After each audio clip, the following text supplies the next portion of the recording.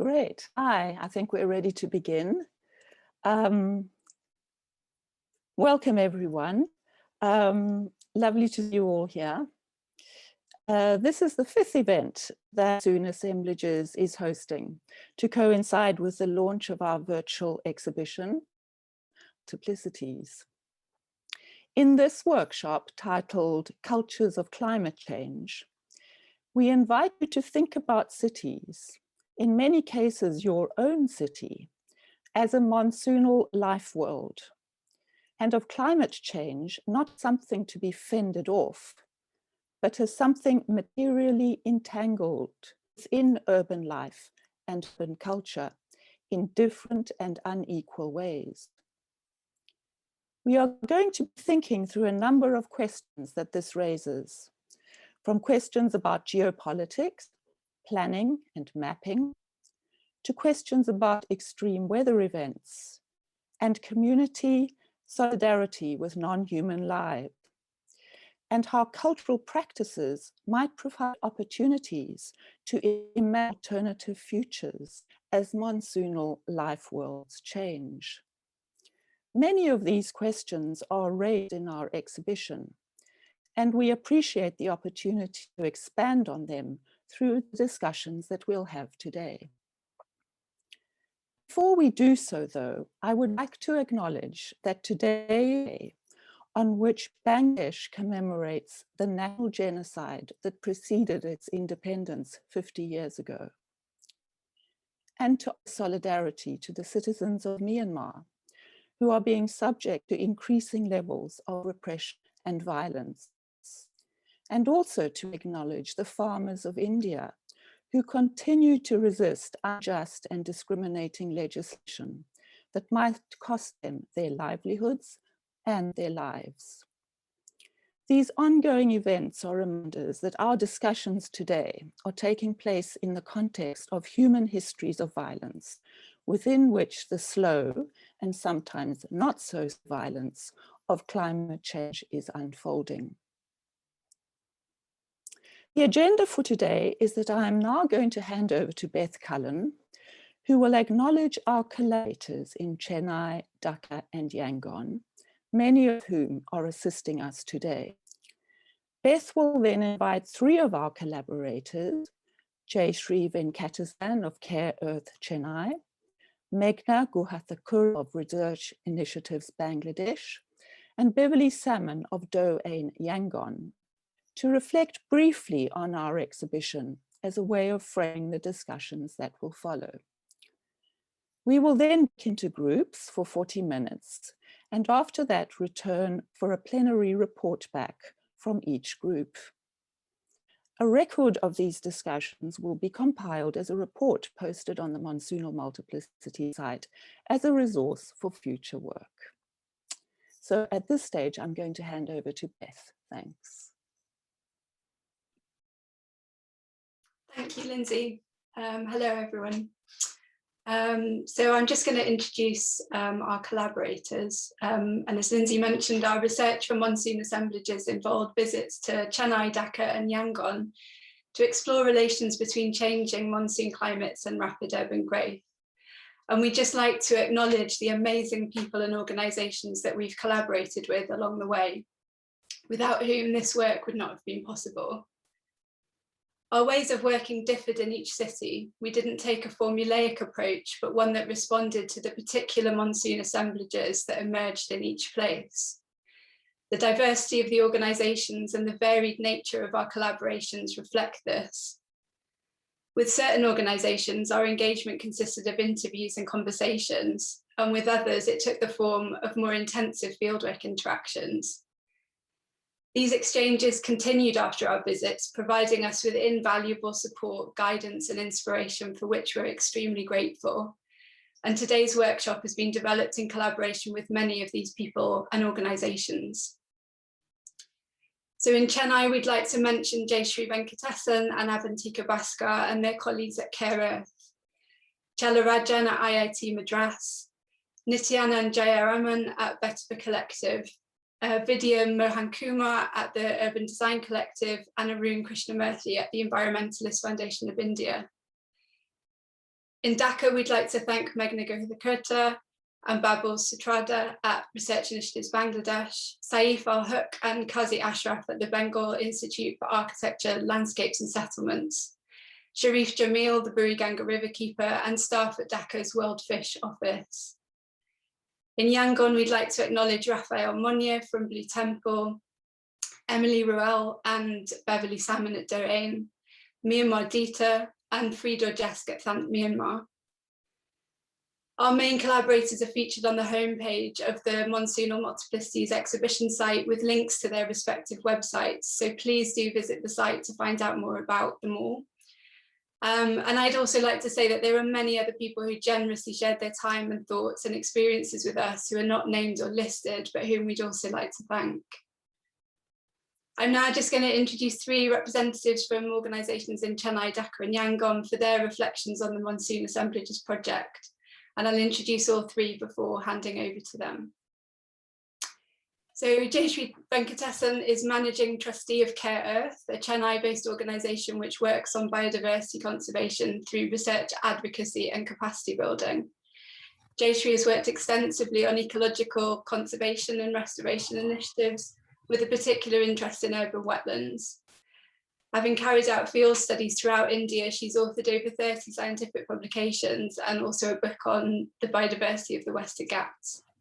And Jayashree's in-depth knowledge and understanding of Chennai's rainwater harvesting tanks, the Pallikaranai marshland and associated ecologies was extremely influential on our Chennai-based work. Meghna Gohithakurta is the Executive Director of Research Initiatives Bangladesh, a Dhaka-based organisation which specialises in participatory action research with a range of marginalised communities across Bangladesh. Meghna's academic work focuses on international development, gender relations and minority politics in South Asia. She's published widely on partition migration histories, peace building in post-conflict societies and minority rights. And we were lucky enough to have long conversations with Meghna about many aspects of the monsoon during our time in Dhaka, and we were generously supported by her and her colleagues. And then finally to Beverly Salmon, who's Deputy Director of Dorain, a Yangon-based organisation working on heritage regeneration and public space, also using participatory approaches. Beverly is an architect who's been involved in a range of sustainable building and infrastructure projects throughout Asia and Africa. Her work focuses on community engagement, participatory design, and working with local stakeholders. And she has a particular passion for low-tech sustainable interventions.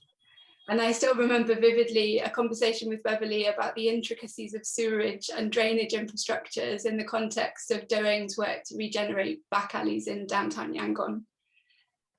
So I'll now hand over to Jayashree, Meghna and Beverly to say a few words. Thank you.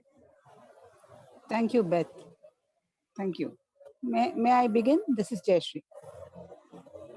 Yes, absolutely. Yeah, thank you, Jayashree. Yeah.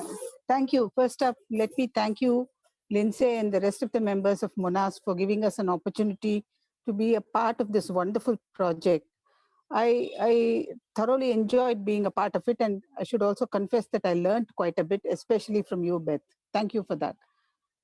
Chennai, as you all know, or at least some of you know, was created by consolidating a number of fishing villages and agrarian villages. But what is not very popularly known is the fact that it was the watershed boundaries that determined what would constitute Chennai.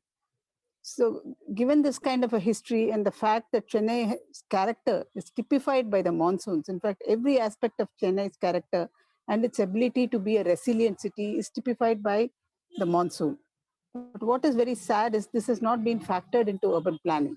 Until now, monsoon has been treated as a kind of an externality, an extremely irresponsible, badly behaving kind of an externality, but was never factored into urban planning.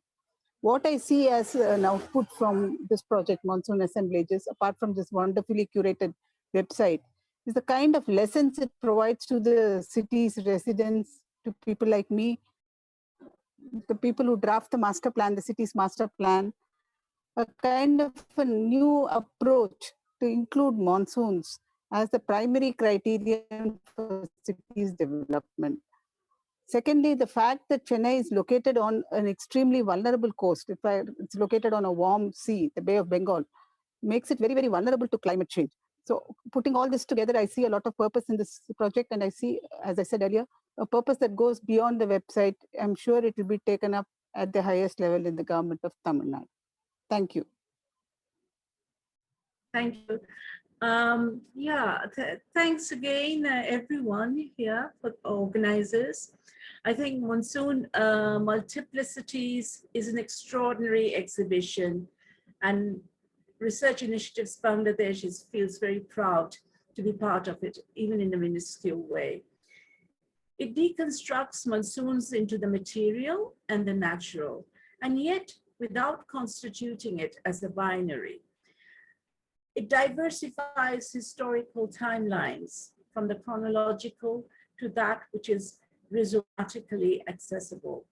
Thank you for teaching me that term. It diversifies, that is moving up, down, sideways, in leaps and bounds, as well as in a fluid movement. But the core turning point of the research, as described by Lindsay Bremner in the inaugural session, addresses the evolving conceptualization of the exhibition. Lindsay says, we realized that we were not looking at cities in monsoons, but at monsoons in the city.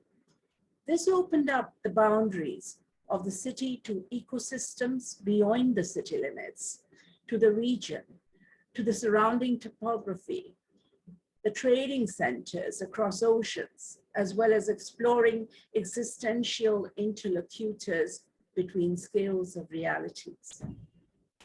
The website foregrounds the visuals of monsoons in many innovative ways, the molecular graphics of a raindrop, the astounding graphical representation of a thunderclap.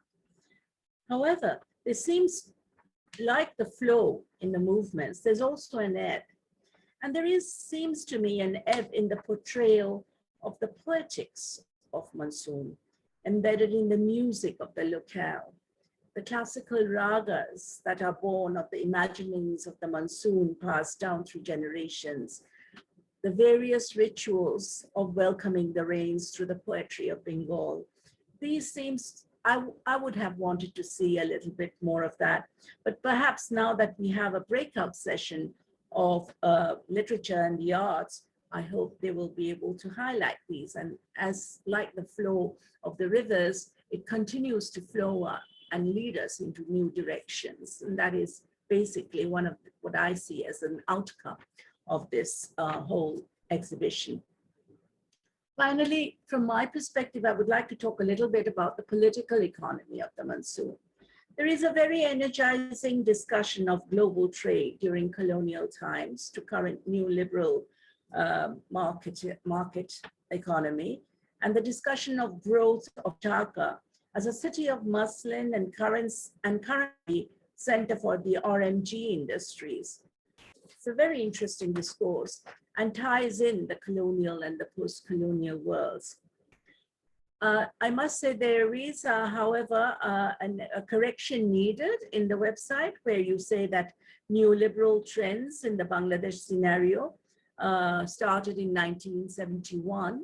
Actually did not start in 1971 because in 1971, we inherited a war-devastated economy. And the whole thrust of the first 5-year plans was to develop it to nation building and national reconstruction of a war-devastated economy. So we didn't have too much of marketization then. But in the later 70s and the 80s, you could say that the neoliberalist trend set in and is, of course, now reached its climax almost. Finally, the changing monsoons has also changed domestic trade. Not much of it has been talked of. But the rain-fed agriculture has changed drastically in the riverine delta of Bengal. On the one hand, aridity is a problem. On the other hand, irrigation-fed production has increased, changing the main rice cropping season from the almond, which is the rainy season rice, which used to be our first and foremost, the most important rice crop, to the boro, the winter cropping season. And this winter not only produces the boro rice because of the irrigation facilities, but also it produces an enormous amount of fruits and vegetables. All this is related to the strengthening of domestic trade, developing hinterlands of cities, along with the growth of highways connecting cities with the countryside. Believe it or not, in Bangladesh, we now grow strawberries and dragon fruit alongside guavas and mangoes. So transformation and unpredictability, which the other side of the coin is resilience, are the bywords of the monsoon season. And I think that is the foremost outcome that we can see in this whole endeavor. Thank you very much again, the team, and of course the website designing team as well. Thank you. Thank you, Meghna. Hi everyone. My turn to say a few words, and yeah, no, it does make me giggle, Beth, that you remember I do always end up talking about sewage and toilets, and I think it's just really interesting in terms of the pervasive nature of water, both as it comes in and then as it goes out, and making sure it does go out, and making sure that it has a healthy and sustainable route to support people in cities. So I'm from Doane. I'm based in Yangon. So I am not a native of a monsoonal area, but I've lived in a few different monsoon regions. And the focus is around understanding, listening to people and how they perceive their built environment. So whether that be in a monsoonal time or in a dry season.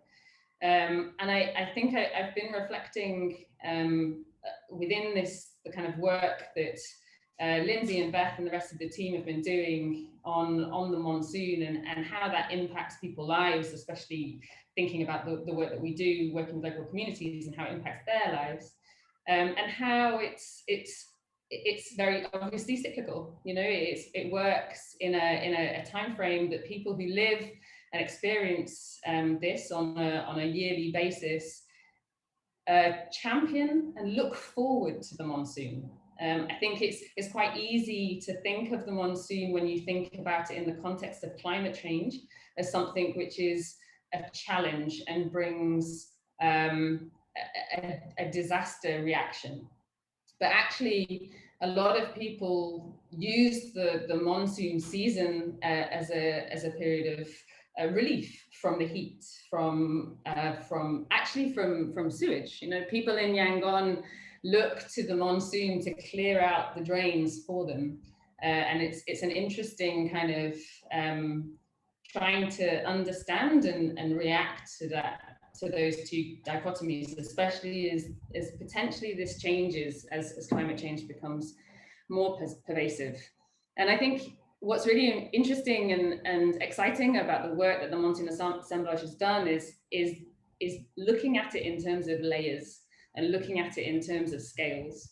And I think that's really, really important. And I think it's really nice to dive into the exhibition and think about it across all of those different levels. And also to think about it slightly in a kind of reality, but also in the abstract. So the exhibition has certainly helped me to kind of step away from some of the kind of practical day-to-day reactions and responses to the monsoon that we go through with the communities that we work with, and think about it on different levels and in a kind of joyful area. The community response, and I think one of the reasons that I'm very excited about this particular event is that I'm looking forward to hearing from lots and lots of different people on how they perceive the monsoon and how they respond to the monsoon, and also how they support each other when it's the periods of challenge and the periods of relief. And I think using what we get out of this particular event and then overlaying that into the exhibition that is already extremely well established and full of a lot of rich and deep information, and also looking at different areas. Like the monsoon in Yangon is very different to the monsoon in Chennai and the monsoon in Dhaka. And so I'm looking forward to working in the breakout groups to hear about how different organizations, different people can really innovate, come together, react, respond, especially around different people's encounters and their familiarity with the monsoon and how they perceive it. So thank you very much for letting me be a part of this, and yeah, looking forward to the rest of the session. Thank you. Thank you so much to all of you for such kind and generous comments and responses to the project. We're really grateful to hear your kind of thoughts and feedback. And I think you've opened up lots of sort of interesting questions for and avenues for conversations that we can now explore in the breakout groups. So I think the aim now is to break into these groups for more detailed conversations around a number of questions and themes that have emerged from our collective work in each city. So I'm just going to hand over to Eve to explain how the breakout groups are going to work, and I think she might also go through some of the kind of facilitation processes. Thanks. Thanks, Beth. So yes, we're going into the breakout activities, and as you can see on the screen at the moment, this was part of the email that was sent out to everyone. We are breaking into 9 different groups. So for those who haven't decided what group you want to be part of yet, maybe take a few minutes to just kind of either have a look at your email. Some of the questions will be outlined there, as well as who will be facilitating each group. So the way that we're going to run this breakout group is that everyone will actually be able to be given an opportunity to select what breakout group you want to be a part of. And the way you do that is that at the bottom of your screen, there would be, next to the record, or yours might look a little bit different, there would be an icon that says breakout room. So in a few minutes, Sam will open these breakout rooms. So if you click on that icon, the options will come up. All the facilitators, you have been assigned to your breakout room automatically, so you don't have to worry about this, but this is just for all the participants. When you are in your breakout room, you can click the same button, and what you get is an ask for help. So Sam and I are the co-hosts of this event, and if you need any help, please let us know. Another option is that you can also reach us by typing to us in the chat box. If for some reason this breakout room option does not appear on your Zoom interface, then feel free to also send me and Sam a message on the chat box, and we'll be able to put you into the breakout rooms manually. So in the breakout rooms, it often is sometimes quite hard to have a discussion, especially if your group is quite big. So we suggest the use of these hand signals. So what you can do is you can put one finger up to make a point, 2 fingers up to make a direct point.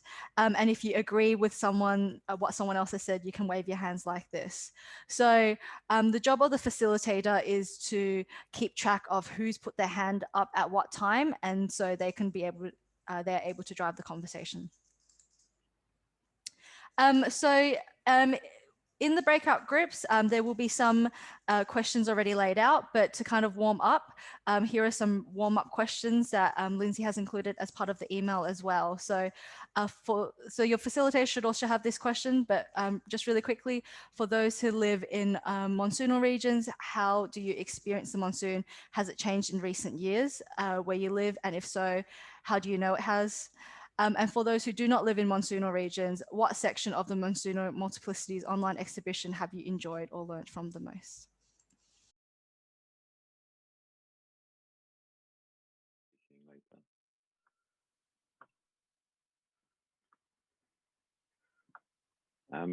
Constantina, do you want to introduce yourself?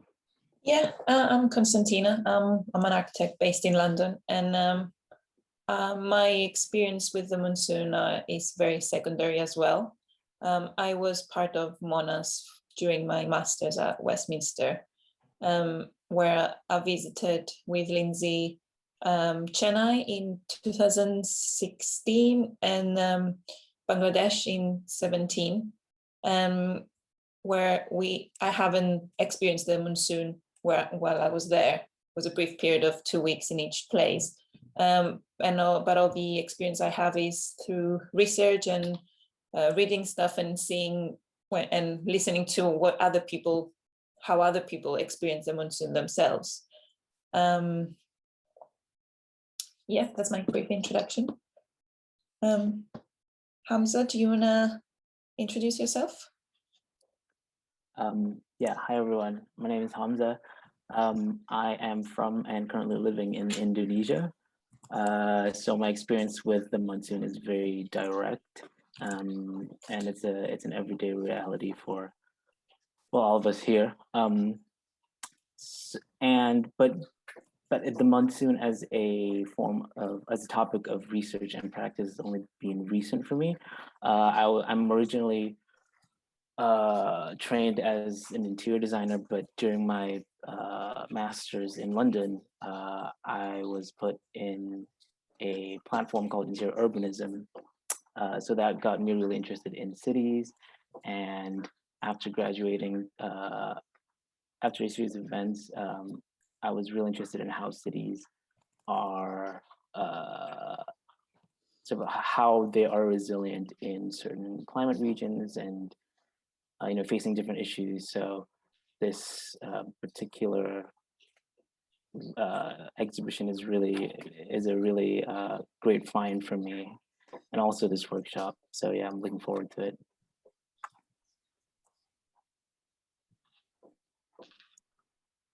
Fantastic. Okay, that's great, thanks. So we kind of split our question into two parts, which we can have a broad conversation about. We wanted to talk a little bit about risks or perceived risks, but then actually spend most of the time talking about actions, responses, with an emphasis on kind of where, as Beverly was saying, the community aspects of monsoonal resilience sit. So these are kind of prompt questions. We don't have to answer all of them or any of them. If there's other things that kind of come up, maybe even from the introduction. If anyone wants to come in, just raise your hand on any of these points or others. I was just going to start by saying I was interested in what you were saying about blue skies, Beverly, because I found when I was in Chennai that it took a while to get my head around when people talked about nice weather was like a really cloudy, overcast day. And that just really flipped my kind of British perception of nice weather. And so I wonder if there's a kind of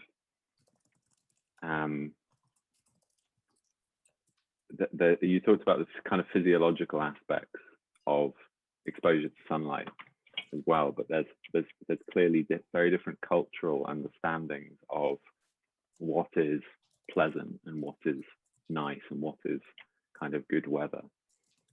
Not really a question, but something about the perception of that.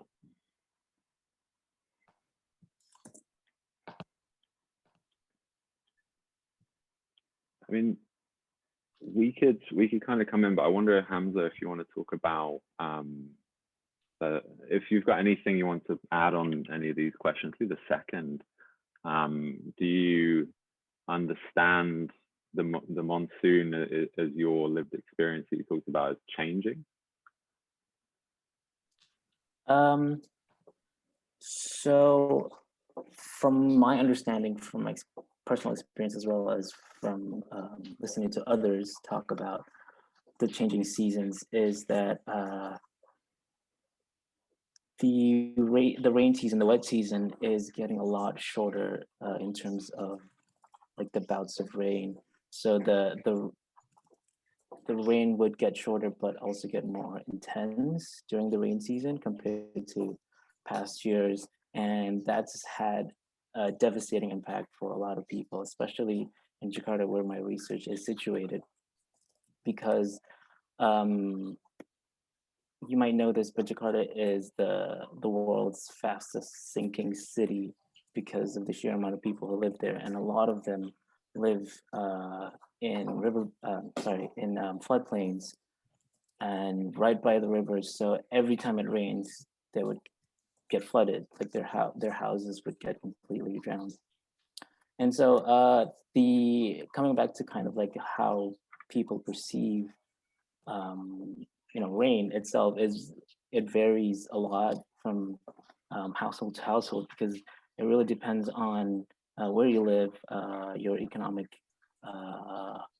income and stuff like that. So and it's also interesting as well how which is also news to me, because having been slightly south of the equator, the rain season corresponds to the winter in the northern hemisphere, whereas I think parts of South Asia, it's kind of like the other way around. Is that right? So for us, right now we're experiencing a kind of like changing the seasons towards the dry season. So there's a lot more infrequent rain, but also a lot heavier rains as well. So it's a very interesting time to be in right now, because the rains are getting a lot heavier and the floods are getting worse, and yeah.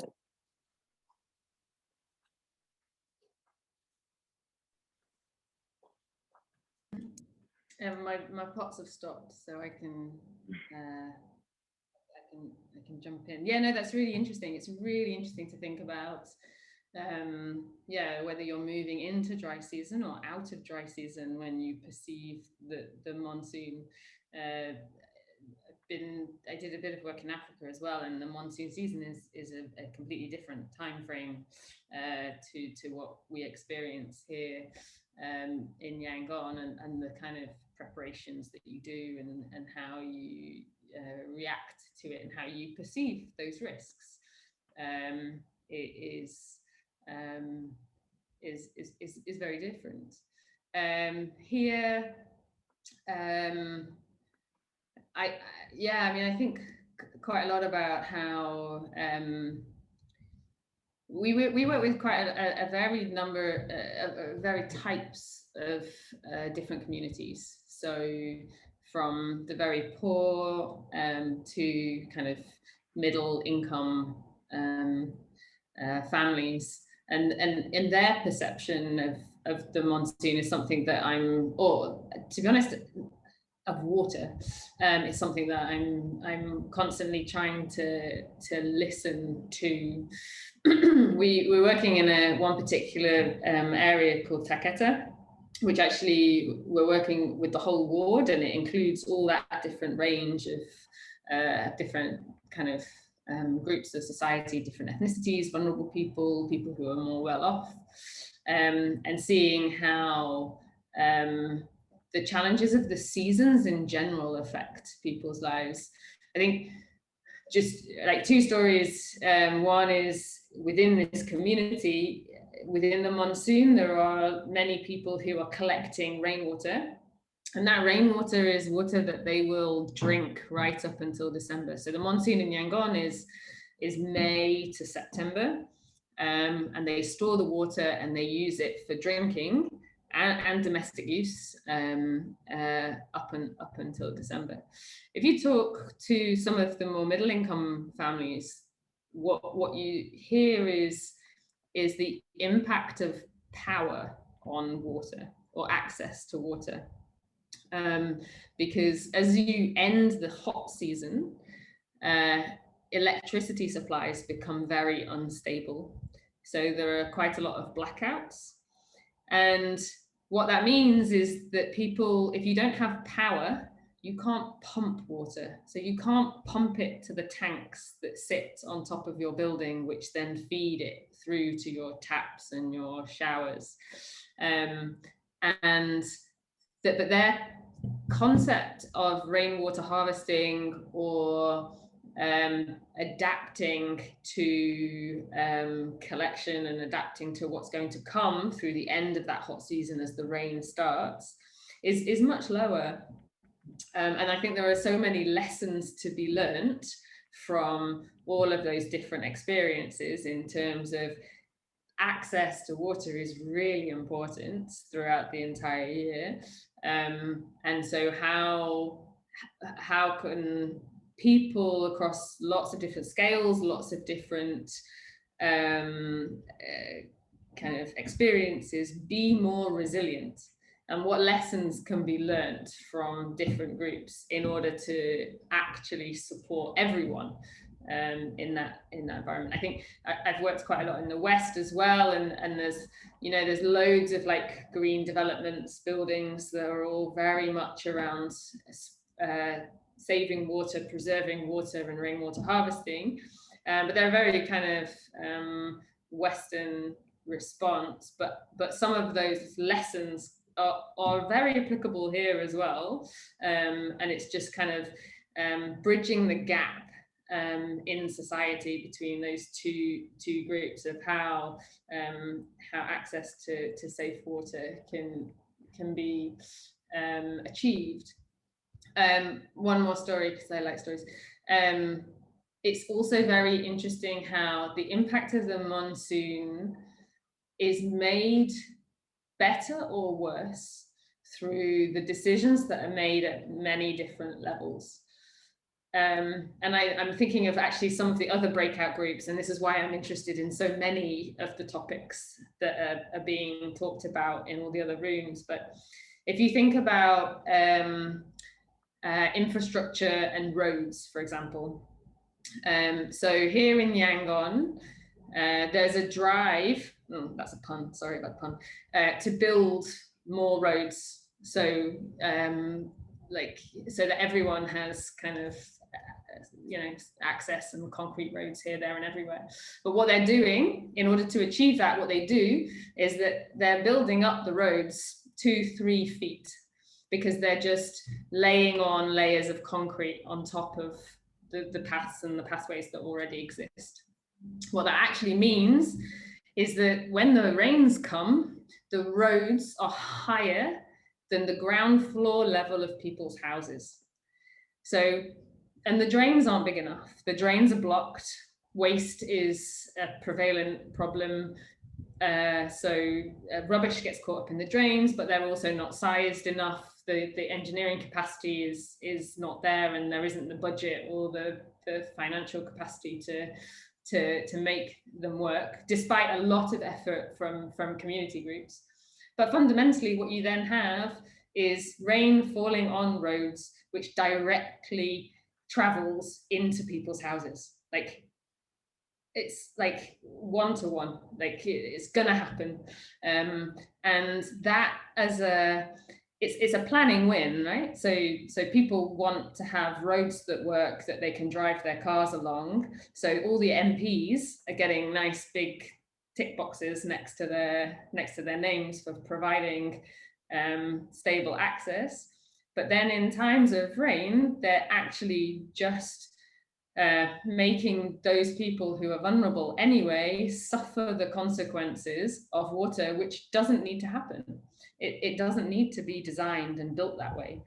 And this is a very, very small scale example, but it has impact. And it's kind of the challenge around doing something quick and easy that's cheap, or thinking something through and making sure that it works for the people and the communities and the environment around it, and the impact of that planning or infrastructure decision.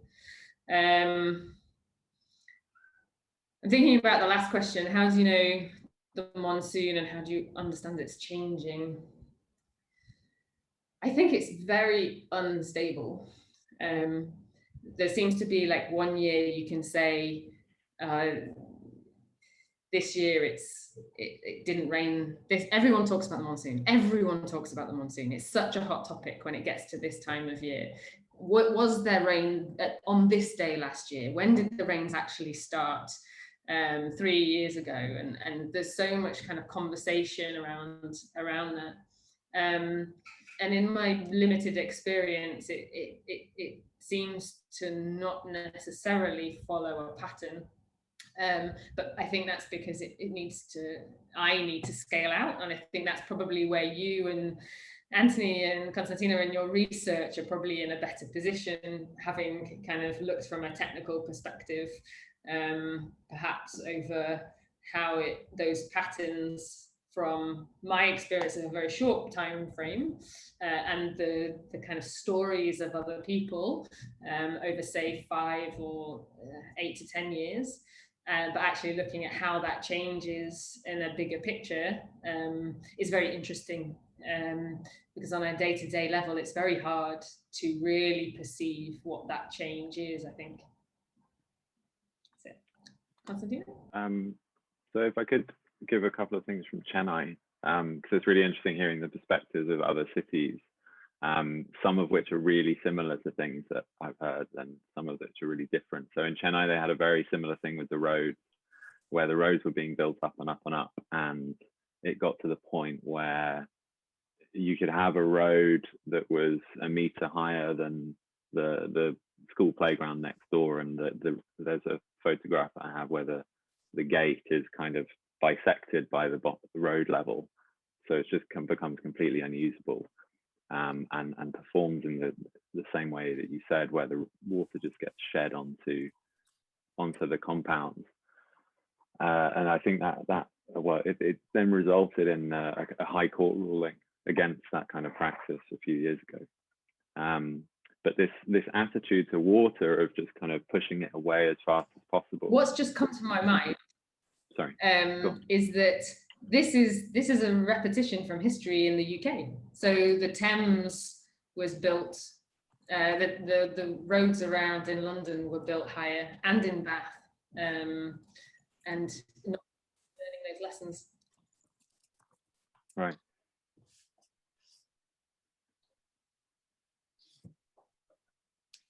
Your video is frozen, so I'm not sure if you're still talking or not, but I'll start again. It seems to be a very repeated phenomenon. I was just going to talk about this idea of the kind of monsoonal rain as a problem to be kind of got away as quickly as possible, because the issue with Chennai is Chennai also has a different kind of monsoon to most of India, where most of India has the monsoon in June, and as it extends up to the northern part of India, kind of later through what we in Europe would call the summer. But Chennai gets most of its rain when the monsoonal winds come back, because it's on the other side of India, and so that's kind of from our late summer in August and September, as it starts ramping up, to really concentrated in October and November. And being a coastal city, the problem is storage. So I was going to ask Beverly this question, but she seems to be having some internet trouble. She said she might do. If she comes back in, I'll say it again. So the problem of storage becomes the real question. And so it's interesting hearing her talking about storing water, because you're actually trying to then store water for the rest of the year. And so those waves of, and how you read the monsoon is changing, at least from my point of view, working with groundwater, is through how those kind of stores, which are stores that are made actually in the ground itself, how the water table fluctuates up and down based on both rainfall, percolation, and its extraction, leaving things in certain levels. But the other interest, good. The other thing I was going to say about like storage, I was just talking about storage and storing the rain over periods of time. The other thing that struck me when you were talking is in Chennai, because so there's a law saying that everybody has to harvest rainwater into the ground. And in certain places that's usable. So you might have a well in your compound, and most places do, which you can draw water from. Draw water from the kind of shallow, or if you're wealthier, you might have a really deep well, which means that you have a bit more permanent source, but it has a different kind of quality to it because it's different kind of water. But what's interesting is that the places where the open wells are usable tend to be the more affluent areas, because they were developed specifically because the geology was good for water storage. So that kind of overlaps. And then other areas of the city are either different geology, which doesn't suit itself to storing water from the monsoon and being able to access it very easily, or there are issues with seawater intrusion or other kinds of contamination that make the groundwater undrinkable. So the affluent areas tend to have better access to essentially free, good quality water. And other places become more and more reliant on tanker water and other supplies when they're not being able to be reached by the municipal supply, which only covers about half the city.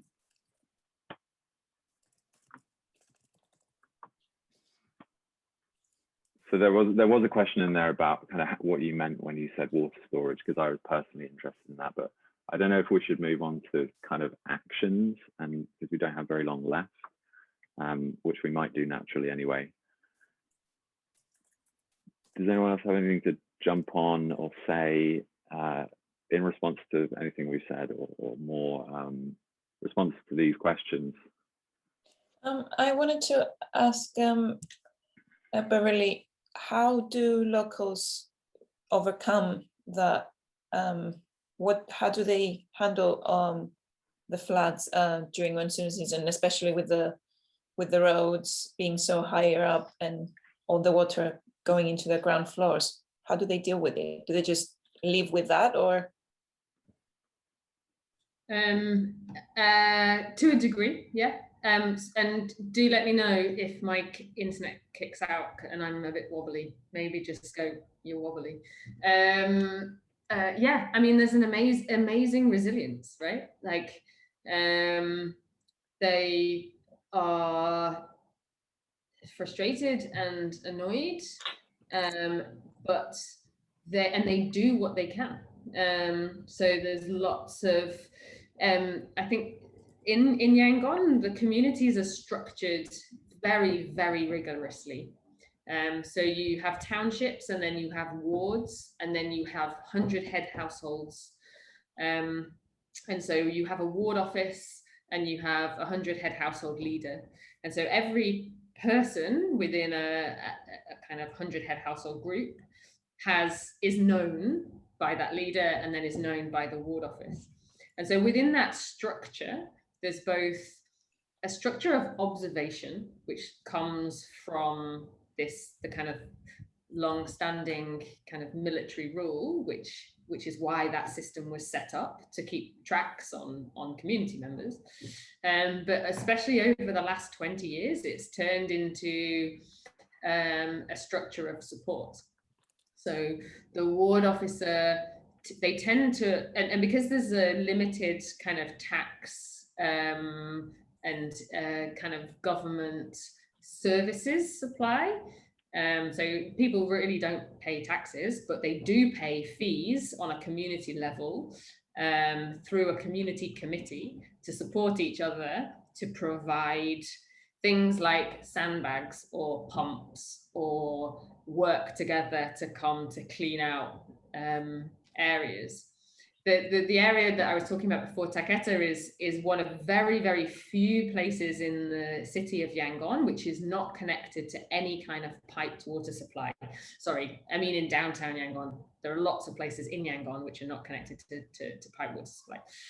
But there's also an incredible system, not always 100% good, which is connected to reservoirs and monasteries.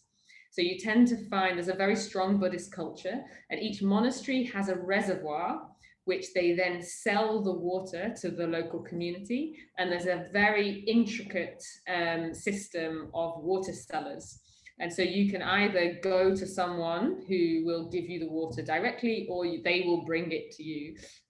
when there isn't a pipe supply. So those reservoirs are extremely important, and how those reservoirs are changing is also extremely important, especially for communities like this where they don't have access to pipe supply.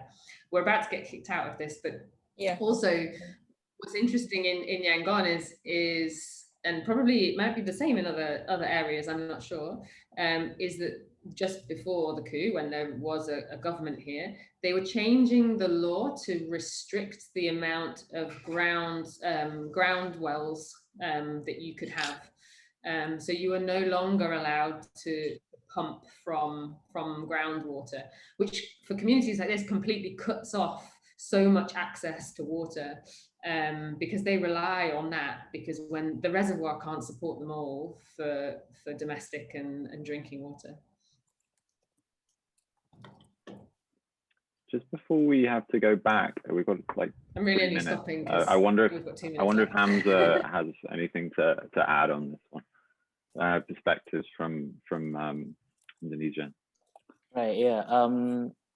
All I can say is it's pretty uncanny how similar the situation there is to Indonesia, almost to a T, especially with the roads. I mean, right outside my house is the same exact case. The roads are getting higher and higher, and especially for people who aren't as privileged, who live in floodplains, they've lived there for about 20-30 years, and they told my team and I how high they had to kind of keep up with the rising road heights. So I think it was up to 1 to 2 meters they had to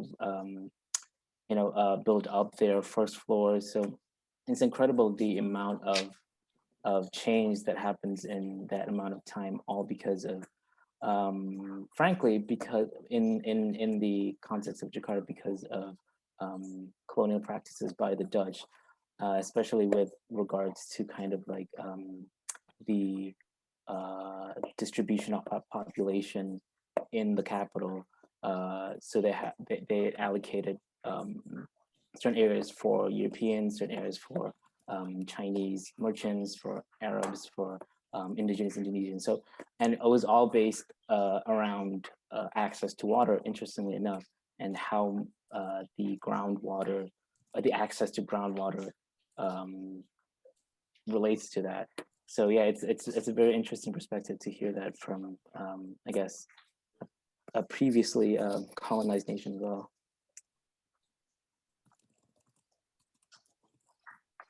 Yeah, that's it's kind of fascinating how similar a lot of these stories are.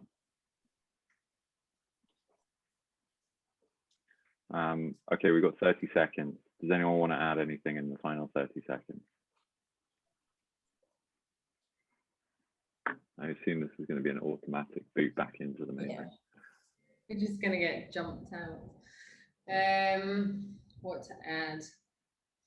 I mean, I think there's just so much more to talk about, right? Like, this is only touching the surface in so many ways. And as we talk about all of this, we've all got different images in our heads. So yeah, just I think Monsoonal Ecologies needs to continue and keep building up the information and seeing how different people can respond. Yeah. Amazing. Thanks so much, and thanks Hamza for your stories, and thanks Beverly for your stories. And thank you, Constantina. Okay, let's head back, and we can summarize somehow. Right. Great.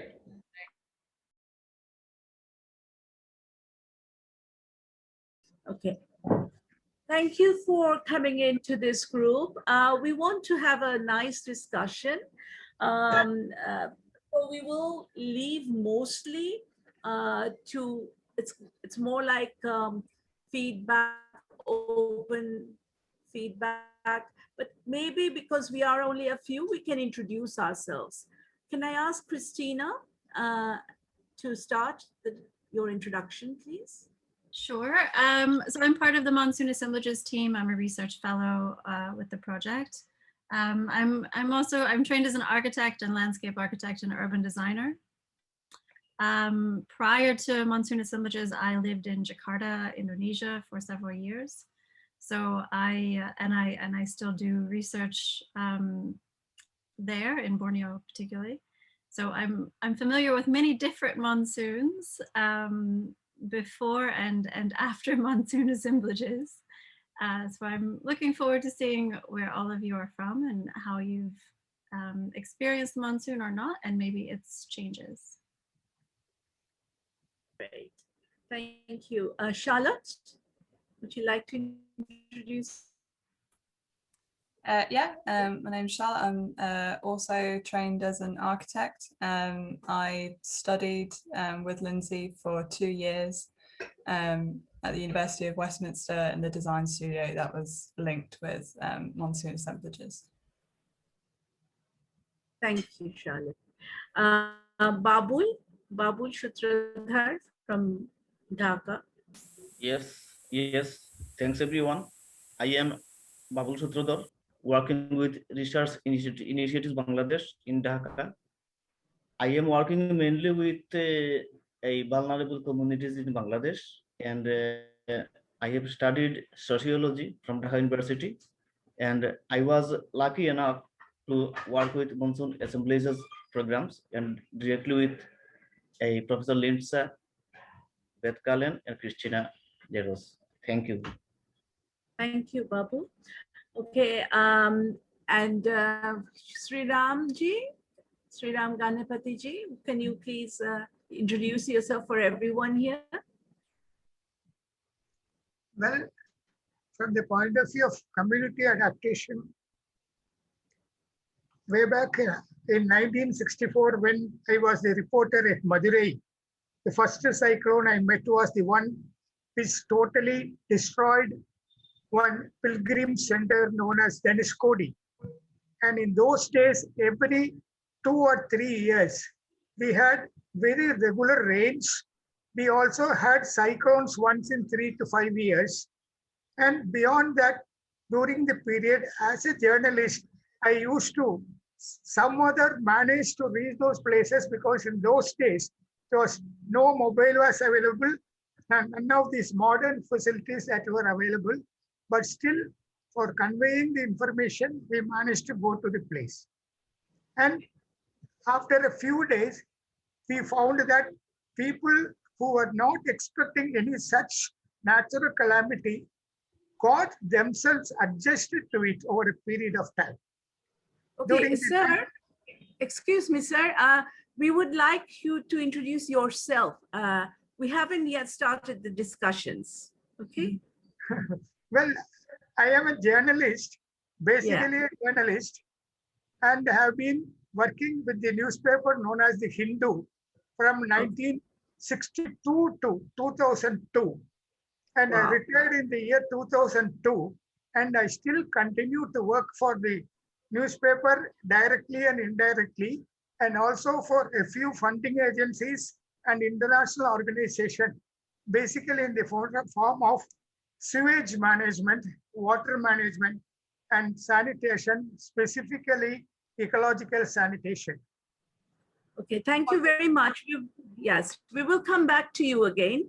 Sekhar Raghavanji, could you please introduce yourself? Yeah. And your Good evening to all of you. I am Shekhar Raghavan. I am from a city called Chennai in South India, and I am the director of a Rain Center. Rain Center is a one-stop information and assistance center for rainwater harvesting. So our main objective is to popularize, promote, preach rainwater harvesting for urban residents. Thank you. Okay. Thank you very much. I see Zoe Goodman. Hello. Hi, everyone. I'm Zoe. Nice to be here with you all today. I'm an anthropologist. I'm currently based partly at the University of Warwick, partly at SOAS, partly at an institute in the Netherlands. And one of the things that I'm really interested in, I mostly do research in Mombasa, in Kenya, in East Africa. And I've been interested for a long time in the very kind of small ways in which people are aware that the monsoon is changing at the climate is changing in Mombasa. And this is the thing that kind of brought me to Monsoon Assemblages. And I've been really inspired by the work that Monsoon Assemblages is doing since I discovered them. Thank you. That's very encouraging. Yes. And I am Meghna Gupta. I'm from Dhaka. And like Babul, I'm with Research Initiatives Bangladesh. I used to teach at the University of Dhaka, International Relations, but I left the university in 2006 to become an executive director here in this independent organization. I like it because it does a lot of participatory action research with marginalized communities. And it was also a great pleasure and a great learning experience to work with Beth and Christina when they were in Dhaka on the monsoon assemblages. So before we know that we have this question, but it's, because we're a small group and we have time, so we can interpret it as our experience goes. So it's basically the impact of changing monsoons in your community and how people are adapting to it. Now, it can be that monsoons, changing monsoon, that is the first concept. Are the monsoons changing in your locality? We don't know. If so, how? And what is the impact of that changing monsoon, if any, that you can talk about or would want to talk about? And of course, if you are from a community, how are people adapting to it? That is the third aspect. And for those of you who are not from a monsoon country, as Lindsay explained before, you can talk about basically the area you work in, or the knowledge that you're gathering from this, as you said, Zoe, that you gained some knowledge about this and you learned something. We would like to know more about that learning process. Okay, so let me just start off with Babul, because I think he has a written presentation which he will complete very quickly. And so about his thoughts, because he works with marginalized communities and helps to do social mobilization with them. So Babul, I think you are going to talk about the people who are dependent on water, right? We have among us, and which you can see also in the website, the Bedes, who are the snake charmers, who are actually the river gypsies, or the Romans of Bangladesh, that the Romas of Bangladesh, that they travel, they are travelers, they are wanderers, and they're also traders. So, so Babul has worked with them closely, as well as he's going to talk of some of the fishing folks, what is happening to them during the monsoons. Babul, it's over to you. Yeah. Thank you, madam. Thanks once again, everyone. I'm starting with some vulnerable communities of Bangladesh, who is, hello, can I speak? Yes. Yes. I marked here two communities in Bangladesh. One of them is river gypsy. In our local language, they are called Bede. And the other is fisher folk. Their livelihoods are mainly dependent on water. And because of diminishing water level of the rivers, the community became very vulnerable for water level diminishing. So first of all, I shall share you about the living places of a Bede community, a river gypsy. They are generally living in boats and earn livelihood through snake charming. So because environmental, climate change, and also by monsoon, they are now very vulnerable, and also they are now living a public places near Dhaka city. They're called, one is Munshiganj and other is called Sabhar, near Dhaka. They face some difficulties from the local people, local communities. They face a lot of abuses. They generally say that the people of local community hate them generally, but sometimes kidnap their young girls and also grab lands. Like this, the fisherfolk communities are also vulnerable. They generally live near rivers in remote villages. They have no entrance to fishing spaces or local lakes.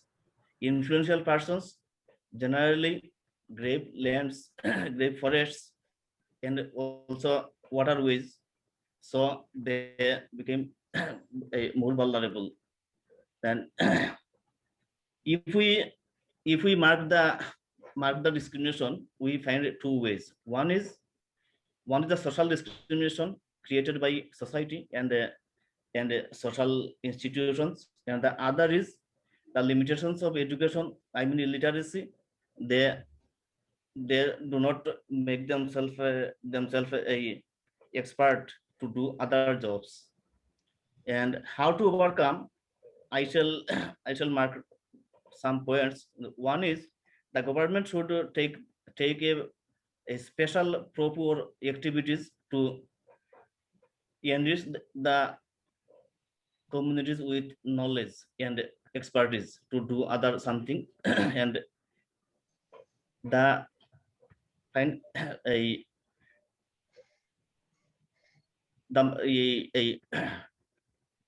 all communities and all jobs in society must be considered as a useful in the light of human rights.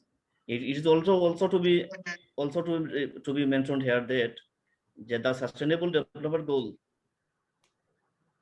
proper a implementation of the points of sustainable development goal should be helpful to strengthen the people to do better in societies. uh, thank you. I shall tell something about this if when I get the chance again.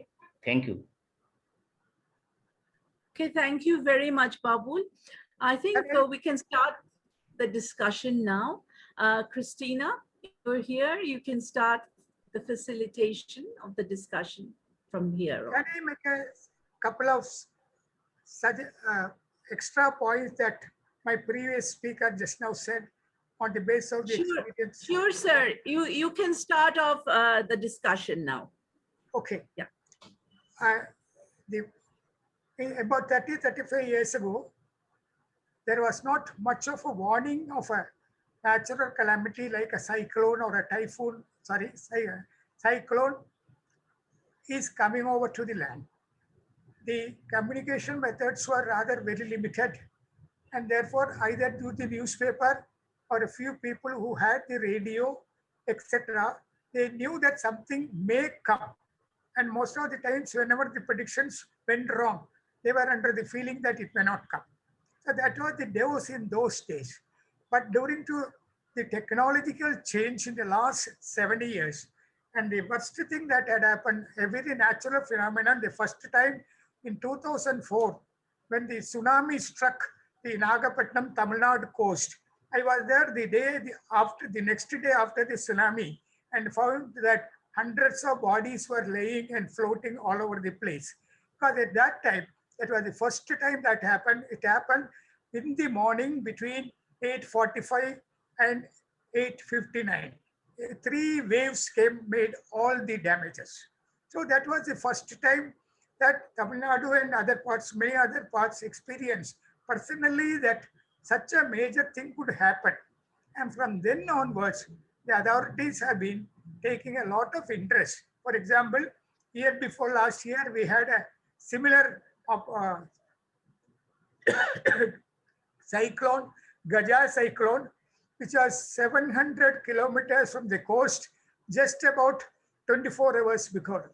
It was formed about 10 days back, but within no time it rushed, and by the time the entire authorities had changed, given a lot of advance notices, evacuated the people from the area from the coastal area, so that the number of casualties were very few, relatively very few, whereas the number of damages caused to the boats were very, very high. They had no time to remove it. They were always living very close to the beach. So the damages and thereby the livelihood was very much affected. And another point that arose at that time was the fisher women and the children were the worst affected, because as it happens in some parts of our country, the men go to the fish, go to the sea, come back with the catch, give everything to the wife to sell it to the middleman and forget about other things. The children were very much affected. Fisher women were affected and the children were affected. So that was the time that the other people who will be affected by such natural causes will be there. From 2004 onwards, there is a lot of awareness among the authorities and the people. And nowadays, the government has also given mobile phone and mobile warning to all the people, because about 4 months back when we had similar cyclones, we were much better off that in those days. So I think things have all changed considerably in the last 20 years because of better communication and technology and better understanding of the people, that the predictions of the meteorology department will definitely by and large will come true. Well, this is the observation I would like to make in this particular context. I thank you for that. I think that's great. I think it's a really interesting point and something that I've come across in many places, particularly monsoonal, where with the rapid changes in weather patterns and sort of extreme events that perhaps are happening more frequently or more intensely than they have in the past. These weather changes have also been accompanied by adaptations or new kinds of technologies.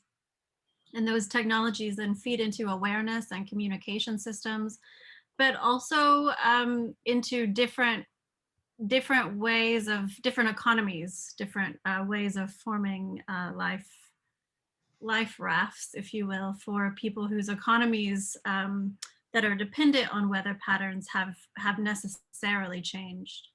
And I don't know if anyone else has anything more to add on that topic. Bubble, I think it's interesting with the beres that for them it was like their life with the monsoon was very much about the flows of the waters from the Himalaya all the way to the Bay of Bengal. So it wasn't necessarily about weather events, sort of catastrophic in a moment, like the cyclones, for example, or the tsunamis, although of course they would be affected by those kinds of things. But it was about sort of knowing how quickly and where the pathways of water were building in the months building up to the monsoon's rainfall. Whereas in Chennai, it is a little bit more about the events, the thunderstorm events, the cyclone events that the monsoon sort of heralds in and out on its path across the continent. So those are sort of two different scales of adaptation around monsoon climates. Just as a timekeeper, can I say that we have about only 16 minutes left for the discussion. So if others would like to come in.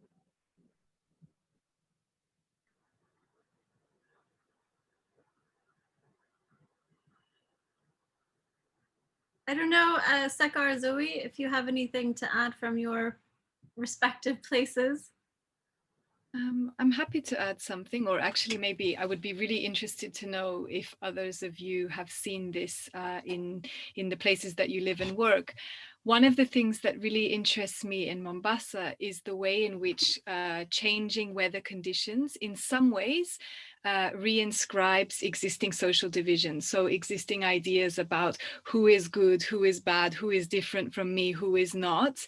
And in other ways, I think the changing weather conditions offer this opportunity to actually shift or contest social boundaries. So like, I'll give you two examples from Mombasa. A lot of the people that I do research with are extremely sort of bias towards people. So Mombasa is on the coast of Kenya, and there's this very strong feeling that the coast is very different from inland Kenya, right? And so there's this very strong sense that one of the big problems with changing weather conditions is there's all this unregulated development in the city, and it's all these people from inland Kenya that are building buildings in the wrong places, and they're kind of to blame for these very, very negative things that are happening in the city in terms of the changing weather conditions. At the same time, there's all these new associations and stuff like that to try to kind of, or for people like urban residents getting together and trying to kind of find ways to improve drainage systems and things like that. And I'm really interested in this tension of like how in some ways the weather conditions is like reinforcing this idea of difference and inequality in society, and in other ways it's kind of an opportunity for it to be contested or shifted or changed. And I would be really curious to know if others of you have seen this similar kind of tension playing out in Yeah, I think that's an interesting observation that you made. I personally have not seen it in the way that you described, but definitely, for example, the fact that we faced it all the time with rivers and with the change in anchorage point for the Bedis, like the river gypsies. They changed the anchorage point because where they used to anchor at one time, it's not possible to anchor there. So this creates this, so that land is being taken either by construction workers, construction builders, and other power, in the power sort of game, other people come in. And so there's a lot of tension in terms of whether when climate does affect resources, and that resources can be natural resources and it can be also human resources. So definitely it's where the whole blame game or the name game, all this comes at that time. And but in terms of just monsoons, because it's more like monsoons interacting with other things like the ecology. So in a much more broader way, it's the ecosystem which is changing.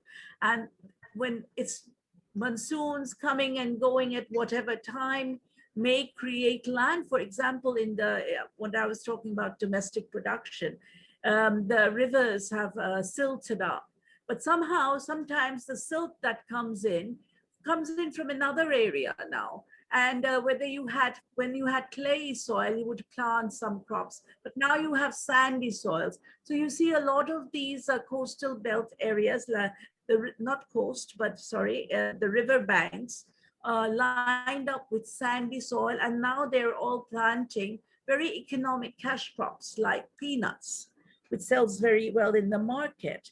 And so these are the things that, that's really creating this resources building, because of the ecosystem, is creating more, privileged people, those who can change their occupation very easily, like taking up crab. There are many areas where they're taking up what you call crab cultivation. But basically, I don't know what it's called in English. They are, sort of nurturing crabs for selling in the market, which never used to do before. So and that's a cash crop. So these are definitely playing into the power dynamics of the situation. But we haven't heard anything from Shekhar Raghavan. Would you like to contribute some? Yeah. Yes, We look at floods as an opportunity to harvest more rain. See, Chennai depends very heavily on its groundwater source. And cities are being built up so badly that there's a huge runoff to the sea. Chennai is a coastal city and we waste a lot of rainwater instead of allowing it to percolate into the soil. See, our soil is very sandy and left to itself, rain will automatically percolate into the soil. Because we have built up the whole place, there is a tendency to run off. So we have been sensitizing the residents of Chennai to, make running water walk and walking water crawl, and make it stand so that it finds more time to percolate into the soil and sustain your groundwater source. That has been our basic objective. But city is full of educated people, and it's very difficult to educate the educated. So I'm finding it very difficult, but still we have made a lot of success. I have been into this game for the past 25 years. I used to go from house to house telling people that what they are doing is not correct. They should allow rainwater to percolate into the soil and so on. I used to be driven out by the watchmen. So beaten by watchmen and beaten by dogs. I still carried on with my campaign. And now we are seeing a lot of awareness among people. So according to us, both floods and droughts are only man-made, not so much natural. So we had a floods in 2015, we had drought in 2019. All these are man-made. If only we know how to harvest the rain that is falling on top of us, we'll be, water sufficient. We are water starved, but not rain starved. Thank you. Thank you, Shekhar. Yes, what you said about you cannot educate the educated. Actually, you have to start de-educating them first, and then and then you perhaps that is my lessons which we learn from participatory action research. It's very easy to do action research with farmers and people who workers, but very difficult to do it with doctors or engineers. Yeah. Yeah. So right. I don't know. Yeah. So we have about 8 minutes left. If anyone else wants to contribute anything. Can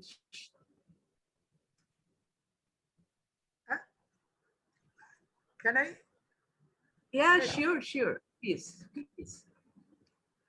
Of late, we find that the fishermen are on the coastal areas exposed to cyclone, etc., are slightly better informed, and their resilience is slightly better than that of the people in Madras city. As Mr. Shekhar Raghavan just now said, we are not water starved. The construction of indiscriminate construction of buildings and buildings and buildings, converting the whole tank beds, river beds, and also there were about 35,000 tanks in and around Chennai. And the very word in Tamil, Pakam, Chembakam, Meenambakam, every Pakam means a place where the water gets stored because it is in a lower area. And you had seen a large number of aircrafts being stuck up in water a few years back. And the next year, as Mr. Raghavan said, there was again thing. So the question of mismanagement on the one side, and there is need for a better integration of the whole city, as it was said, and none of the cities were planned. Most of the Indian cities were grown once upon a time around a temple. Then there was a bigger street. Then there was an extended area. There was a railway junction. Then people moved to the other area. Then there was an army ground. People moved to the area. They were not planned. But as in time progressed, now every vacant place is even though there are laws and laws and laws relating to the construction, etc., by and large, they are not properly followed by the public. They are also partly not enforced by the authorities, so that most of the waterways or the stormwater drainages or even the underground drainages we find are getting stuck up during the heavy rains, and the water flows all over the place. People living have to be evacuated by the boats. So it is a question of awareness right from the beginning. And in a sense, in the last 3 years, somebody who goes and sees the TV, always they have found out there are floods right now in Australia and fire taking in California, and a few other natural calamities simultaneously taking place in different parts of the world, natural calamities.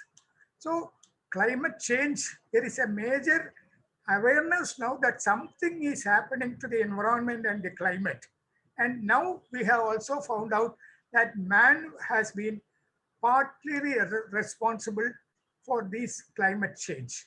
And awareness is creating, and we have to create awareness from the students onwards, so that they will know better not to further pollute and increase the harmful impact of this climate change. We cannot help it, but we have to adjust ourselves, create awareness by reducing the carbon footprints, etc., etc. Going to a much different subject, but I feel that now of late there is greater awareness, but we have to go to the lower levels of students and third year, fifth year. Now we say for COVID to wash your hands several times. There's no water for drinking in many parts of the country during summer months, and we can't ask them to wash their hand every time during COVID.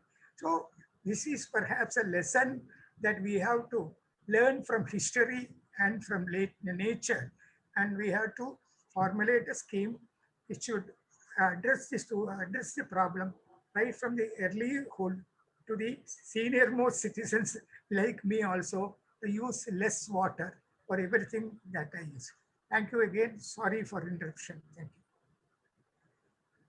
That's fine. I think it's great. Zoe, I think I can answer your question a bit. There's I mean, coming from both of these sites, you know, the monsoon in Dhaka and the monsoon in Chennai are so different. And I think one thing that we saw in Dhaka a lot was, you know, the monsoon makes and moves land. And actually the patterns and methods of development sort of mimic that. And there are certainly parts of the city, particularly in the center, where I think urbanization patterns follow more global trends. And those trends in general are about sort of ignoring or pushing the monsoon or weather out of the city itself. So where the monsoon is not seen as much, I think conversations about othering or blaming this group or that group sort of don't appear. The conversation of that around the monsoon or around weather or climate was less strong in Dhaka as it was in Chennai, for example. So in Chennai, it was something that we heard quite directly in some cases, where it seemed that this confluence of climate change and urbanization or development patterns really heightened an awareness of outsiders at a micro scale, which is also something that I've seen in Indonesia, where you have a community around Palikaranai Marsh, for example, that would say, oh, the flooding is worsened here because the people that have moved here they don't understand how this marsh works. They might be from another marsh not far away, but they don't understand this marsh. That was something we really heard a lot in Chennai. And I think that has a lot to do with the fact that in Chennai around the monsoon, just as Sakar was saying, it's about holding on to that water, like however you can. If you can get it in the ground, if you can get it anywhere on the surface, You just want to keep it for as long as possible and try to minimize its damage while it's falling. And so conversations in the two places were really different. And I think it's really because the nature of the monsoon itself is just so different in those two places. But I can definitely say that I think weather and development really heighten awareness of differences at scales that are somewhat surprising in some instances. Okay, yeah, I think we're out of time now. Huh. Okay, thank you everyone. Bye. Let's go back to the plenary. Thank you all, that was nice.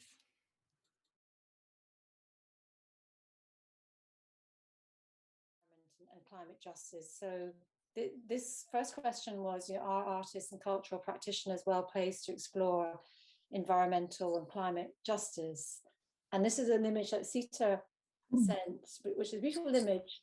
And I just read a little bit about it, about how these women take the clay from the river banks in Bangladesh. Is that right? Also in West Bengal in India, along the Brahmaputra. And yeah, so this form of traditional pottery called the Salmora pottery, here they don't use the potter's wheel, but they basically hand beat the clay. And here they're completely dependent on the river and the silt it brings, and Brahmaputra being the river that it is, it usually carries a huge amount of silt, and it is usually the post-monsoon, after the floods, which is actually the predominant trading time. So if you look at it, the clay that is required for making these pots, they're procured from pits along the banks of the Brahmaputra, and every year they get replenished because, the river brings in a lot of silt, and when it floods, all of this gets replenished. But the problem is because there is and I did not mention that this is found in the largest riverine island on the Brahmaputra, is also the largest riverine island here in India, the Majuli Island. So what happens is, because of massive erosion, the island is now only 1/3 of its original size. And this erosion is attributed to, studies suggest that it is probably because of global warming, that there is an increase in volume. So when there is a massive increase in volume, there is the land gets eaten away every time the river floods. So what happens is, this is actually scientific studies prove this, but the potters over there, the people over there, they're able to see this because they can visibly see the difference,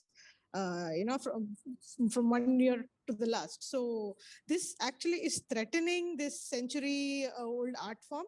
And also, there is a symbiotic relationship between the artisans and also other tribal groups living in the region. So essentially, a particular group of people, they are involved in making these pots, which they, essentially barter with a couple of tribes, mostly there, called the Mishings and the Diori. So what happens is, because of this looming threat of not being able to work or not being allowed the workspace that they have, there is a big threat in the symbiotic relationship, also the livelihood relationship. So essentially, they are also in a position to understand that it is probably because of the varied nature of the river itself. The river is not what they say is, the river is not what they remember from a few years back, and they can actually point to the fact that there has been a massive change. I mean, the river changes its course, which has been happening for years together, but the manner in which this change comes, and how intense this change is something which is horrifying. And I covered this as part of my previous engagement with organization based out of Bangalore called the India Water Portal, funded by the Argyam Trust. So that is when we got to interact with people here in Majuli. And this is what we heard from them, that they're able to see that the river is changing and it is changing drastically. That's fascinating. So, yeah, I mean, it's a wonderful kind of story about climate change through this practice of the artists. Can you just talk a bit more about the artists, and is it gendered work? Is it male and female together, or just female? And so essentially, the females are completely in charge of making the pots. So they are the ones who beat the clay, who build the pot from scratch, whereas the men are responsible for selling it. So they actually traverse the course of the Brahmaputra, in the Majuli from Sadia to Dhubri. There are 2 points along a major waterway in that region. So if you look at it, it is the men's job to take the wares and get them sold, or barter in this case, and women are completely in charge of making all of this. Fascinating. And is this a kind of skill that is passed down generation to generation? And yes, it is usually this is the work of a particular community called the Kumhars, who are essentially potters. So it is passed down, in the family. So so it's a very skilled art form, and this has been practiced for generations and in the same place. So this sudden change in the manner in which the river behaves is threatening the very existence of this particular art form, and also the relationships which is basically built around it. That's really interesting. And I mean, when you were working at the India water portal, what kind, I mean, how were you able to respond to that? Was it about documenting it, or was it about? Yes. So I worked in the, as part of the knowledge sharing platform. So my responsibility there was only documenting and, understanding what the situation was. And of course, my perspective is that of an outsider, because I don't belong to that region. So this was all very new to me. A colleague of mine who was already there kind of briefed me, and that is how we went about that. So essentially the idea was to document and understand, how all of these things are, interconnected, how, livelihoods, how the ecology, how hydrology, how climate, all of this kind of, feeds off of each other and, shapes things in the landscape. That's really interesting.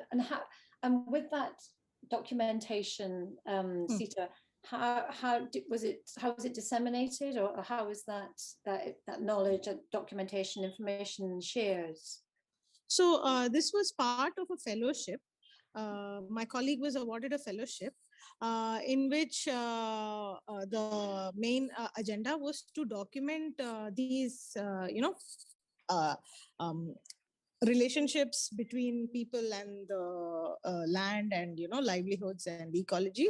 So this was essentially, since it was funded by a digital media focused organization, there was a lot of articles that were written for digital media, and there were a lot of these knowledge sharing workshops which happened, and where you had an opportunity to share stories from different regions. So that's how you got to know that. Originally, that is how I got to know about Majuli in the first place. So essentially it was just a gathering of a bunch of journalists and practitioners and scientists. So that is how in small groups, and also a lot of writing online and in very specific magazines. You have an amazing project. And also, so the pots, are they used purely? Are they very practical pots? Are they? I think I read they're used for storing rice. Is that right? Yeah. So the the Mishings. They're originally from Arunachal Pradesh, but they've managed to, they have lived in Assam for several decades. So there they traditionally use these pots to ferment their rice beers, rice beer. Okay. Yeah. So this is something which they go to for that particular thing. So it has a very specific use and a very specific target group also. So this is most preferred by them for this particular activity. Mm. And the clay's got a slight sort of green color to it. It's quite unusual. I haven't seen that before. Is that right? Is it a sort of I'm not too sure if it is very green, but it is that fine silt which kind of gives it a different kind of sheen compared to any other, hand beaten pottery which you normally get to see. And is it unfired, or do they fire it? They initially what they do is they leave the clay under the ground for it to kind of take there is a chemical reaction which they say happens, which kind of prepares the clay for it to be beaten. And what happens is after that they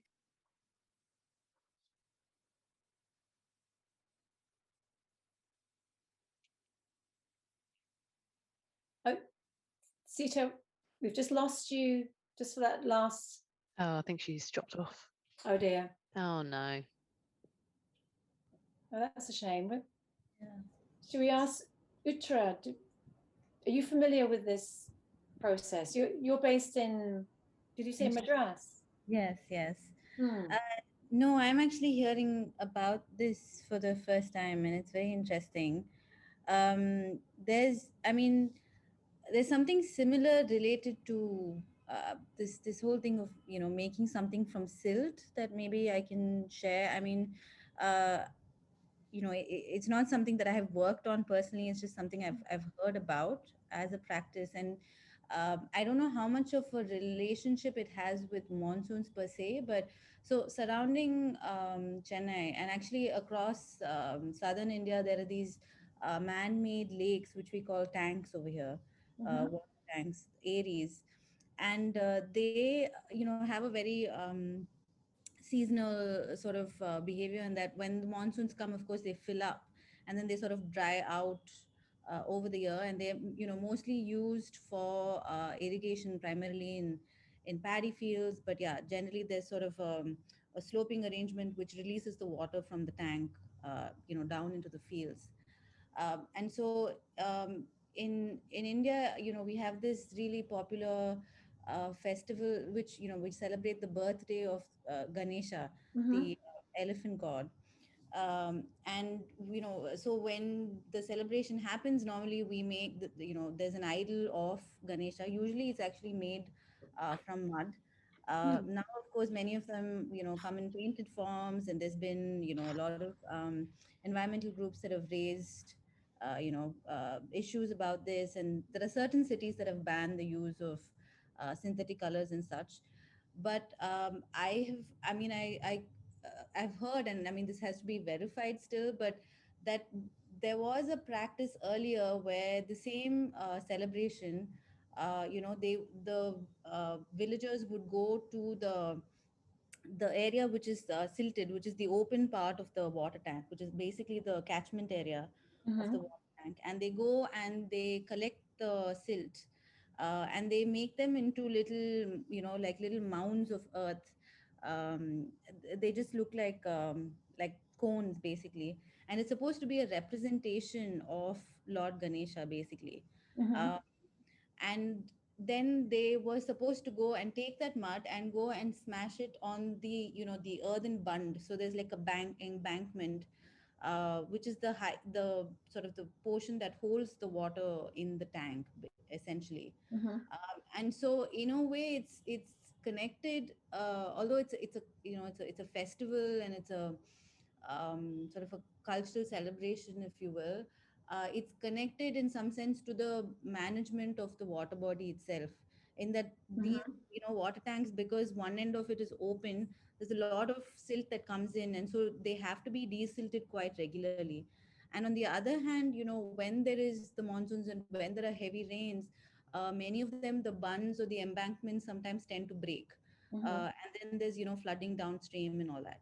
So the idea then was, yeah, to get the villagers themselves to do part of the desilting, and also to then strengthen the bunds when they go and they essentially break the Ganesha on top of the bund.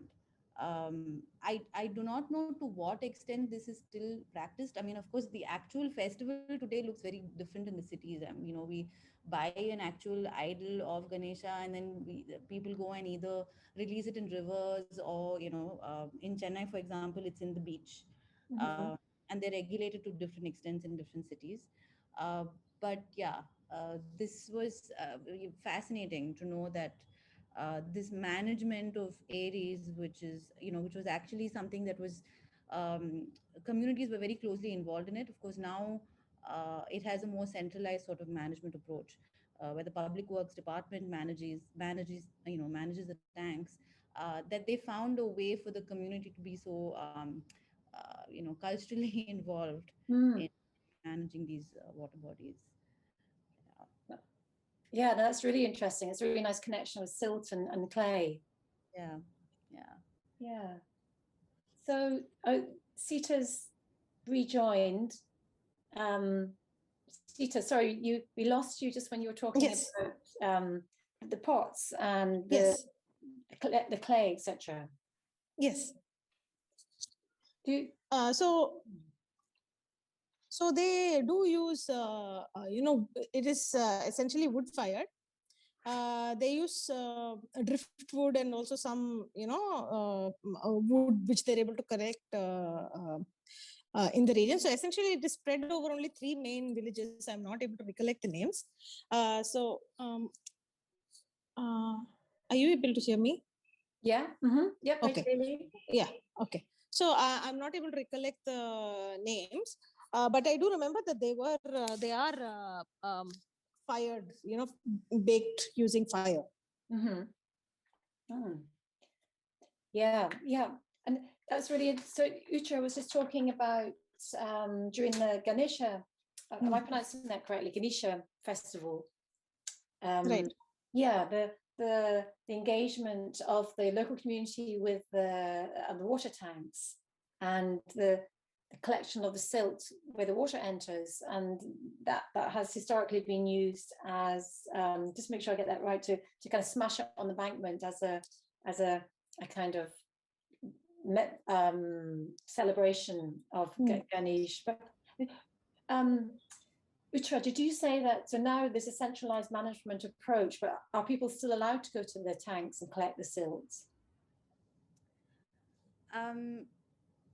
Well, the thing is, I mean, there's sort of a sad state of affairs, which is, yeah, I mean, now I don't know to what extent. So on the other end, I'll tell you what's going on is that there's some amount of illegal sand mining that happens, for example, where the silt collects. And many of the times the actual department is in cohorts with the local, officials that are in charge. And so there is a law that in fact says that the silt or the sand from the water tank should not be taken beyond, say, 5 kilometer radius from the tank, so that it stays within that ecosystem basically. But there have already been, I mean, accounts that show that this is not the case. There are in many of the tanks, at least around Chennai, you see tankers, I mean lorries, trucks basically, that are in the catchment areas that take the sand to other parts, basically used in construction. And I mean, it's also not clear, like I said, I've heard that this used to take place, so I do not know to what extent. Maybe in other parts of Tamil Nadu this is something that still goes on, but I don't know if it's a practice that's still being done. Yeah. On the water tanks. So if I may intervene, so I agree with Uttara there, that, though there is a law and, people are probably to ameliorate the illegal sand mining issue that they've kind of, put this restriction, but it also very affects local agriculture quite drastically. I'm sure Uttara would agree, no? Yes. So because earlier the farmers, what they used to do was they used to collect the silt and apply that to their fields. So basically you're getting rich soil. So the requirement for fertilizer reduces because you have nutrient rich soil that you're applying every year, and at the same time you also achieve to minimize silt accumulation in the pond, which means you're able to ensure some amount of storage which happens so you're not allowing your water body to get silted to a point where the volume that it can hold decreases. So it used to serve two purposes. One, it used to help agriculture. Two, it used to make sure that the tank is desilted, with minimal costs. So this restriction actually kind of jeopardizes this whole situation. So the hydrology and ecology of the place is also disturbed, and also local very local agricultural farming practices also. Yeah, that's really interesting. So there's a kind of natural balance. So it helped provide nutrients for the local farmers. It helped to desilt the water tanks. It's a really nice interconnected relationship. Yeah. I think I'll just move on to the next slide.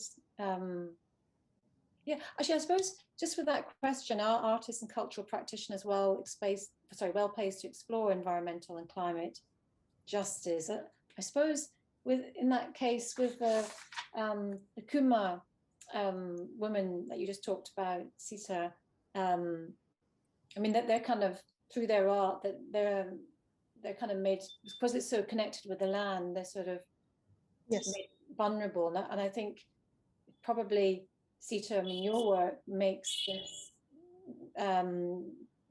makes it visible, this situation. So by documenting that process, you have. I would like to clarify that it was my colleague at India Water Portal and Argyam. I was part of the team, but it was essentially her work. Yeah, I'd love to see some of that, the writing about it. I'd love to learn more about it. I'll share some links with you, Karina, for sure. Oh, thank you. Yeah. So through your colleague and your work, Sita, that's kind of made it more visible, and hopefully, more advocacy and brings the project into light. So kind of makes these vulnerable processes, perhaps, they will be protected. So it's not, I suppose it's not directly through the art workers, but it's kind of, it's through the journalists and you as a researcher and your colleague. I think that's really interesting. Taking the story beyond Majuli, because if not for fellowships like this or journalists like this, I'd probably, a lot of us would not have probably heard of small things like this, because when you talk about flooding, it's very rare that you take a look into finer items such as these, because it's usually a cattle loss or land loss or agricultural loss. So it's things like this usually slip through our fingers. So yeah, very much so. So let's just see what's the next. Just trying to move on. Oh, I'm a bit stuck on my slide, I'm afraid. Oh, hang on, here we go. I suppose I took this slide from, it's directly from the monsoon work. I think this is Beth's work in Bangladesh, where she was looking at the movement of sediment and then the brick factories in Dhaka. And yeah, I think she wrote a piece about it called Follow the Thing. I think that's a sort of theory where you don't just look at the object, you look at, I suppose, a bit of what we've been talking about before. You know, sediment is part of its livelihood. It gets made into pots, so the silt gets made into pots.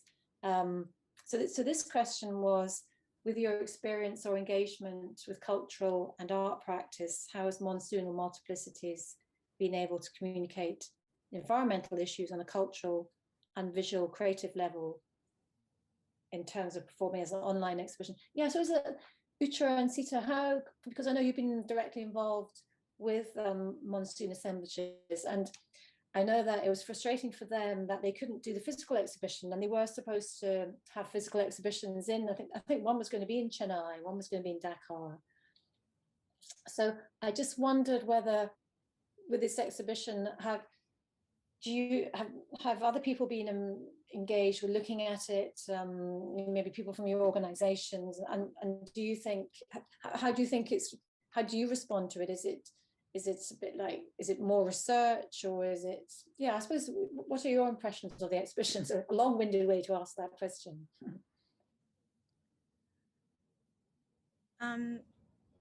Sorry, I must say, I mean, I got to know about it actually from the, today's workshop from Professor Chella Rajan, who works with me.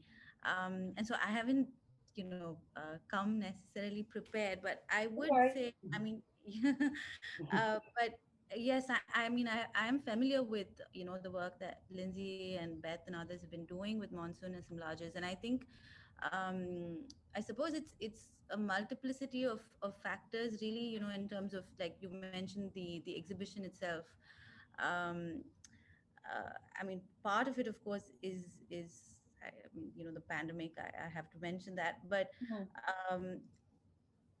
maybe I can point to, I suppose, an experience that I know that another group in Chennai had issues with as well. I mean, the Goethe Institute, for example, they've been working on water quite a bit. In fact, post the floods that happened in Chennai in 2015, there was there was this sort of a movement almost of groups and people coming together, coalescing around water. The floods, but also the droughts in the city, and so on and so forth. So, and they had been building up towards this exhibition, and they actually wanted to sort of curate a set of installments across the city itself, that would show different, I mean, linkages between water and people, but also water in different, forms, etc. And I think for various reasons, I mean, they had some difficulties with, getting permission. Also, I think some sense around how it would be received by people itself, in that maybe, I hope I say this correctly, some cultural translation as well. I think, with cities in the West, we do see these sort of large scale installations and things where people congregate around, art forms, if you will, and that's not necessarily something we see in cities. I think there are other, cultural sort of expressions or representations. Yeah, but maybe not so much, something in, assembled in one space. Yeah. So that was a challenge for them, and I think finally they had to just bring all these installations into one sort of space. I mean, it was nicely done, but I think they faced a set of challenges as well, and I can sort of relate to that when I think about monsoon assemblages, just given the the scale. I mean, monsoon itself, it means, I don't know, it means so many different things to so many different people, and to sort of bring that together conceptually itself must have been yeah, challenging. Yeah. Sorry, I'm ranting, but no, I think that's fascinating. So just to recap, Ucha, was it the Goethe Institute, did you say, that wanted to bring together? Yes. Yeah. Okay. Yeah. No, And I mean, do you think that potentially residents might have felt that they you know, post 2015 floods, and I think, you know, they must have been quite horrendous, and I can imagine a lot of people must have lost their homes. So maybe was it seen as a little bit insensitive to actually have an exhibition around that, or was it just because it wasn't an art form that was kind of this, seen as the norm? Yeah, it's interesting. I mean, I'm not sure I would say insensitive, but I do think there were certain quarters, you know, in the room that felt like, I mean, these are very, you know, practical issues that we have to deal with. And, you know, there's like art comes further down the line, if you will. I mean, let's first talk about how to deal with this, and then we can start talking. Yeah. So that was sort of the sense. Yeah, one drift. Yeah. Yeah. Well, that's really interesting, because it brings me, hopefully I got a slide from, not that slide. Yeah, this one here. So I've been to the Kochi, Missouri Biennale a few times in Cochin, you know, in Kerala. And I think, you know, I went to the first one in 2012, and it was commissioned by, I think, the local mayor. It was his idea. He really wanted to kind of try and bring culture and also try and reconnect with a long, very global culture of Kerala, because of the, you know, trading spices. So I think that was the idea, to kind of open up debates, and also focus on artists from India. And I know it's been quite controversial, and I think there were just problems with the logistics of putting on an exhibition of that scale. But when I went there, I think it was the last one, I was very moved by, there was the edible archives. Now, it wasn't, I mean, it wasn't necessarily an art object. It was in the kind of open air cafe, and I think she was called Anita Dub. She was the main curator, this woman, and there was this group who were looking at recipes and lots of very old sort of old rice, heritage rices, you know, all very, sorry, not being very eloquent today. So the kind of the range of rices which her grandfather used to cook with, and so all these recipes were about looking at the endangered, you know, rice crops, and by kind of recreating these recipes, you know, that was the kind of art form, and hence the name Edible Archives. And I thought that was a very approachable, accessible way of thinking about how these crops are endangered. And then, and along with that, you get monocultures, and then you get reduction of different ecologies. Yeah, so have you got any? So, I mean, have you been to the Biennale, or have you heard any kind of discussions around it? Unfortunately, no, I tried to go twice, and both times I couldn't make it. Yeah. But yes, of course, yes, I've heard of the Biennale, and I mean, it's sort of, I mean, great, because it really is at sort of a, you know, at the forefront. I mean, there are other Biennales that happen, but the Kochi Biennale is the big splash. I mean, but like you mentioned, you know, about this, for example, the rice and, you know, food, for example. I think that there's this direct, I think maybe what you were getting at is the lived experience. Like monsoon is something that all of us sort of live through, and there are so many, you know, different things attached to that. So,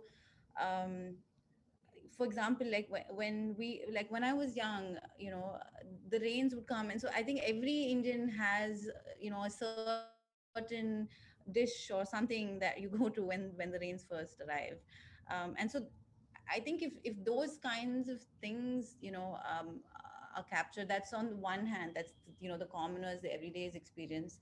But there's also, of course, there's so much else, connecting to the question in terms of, can it be explored through cultural practices?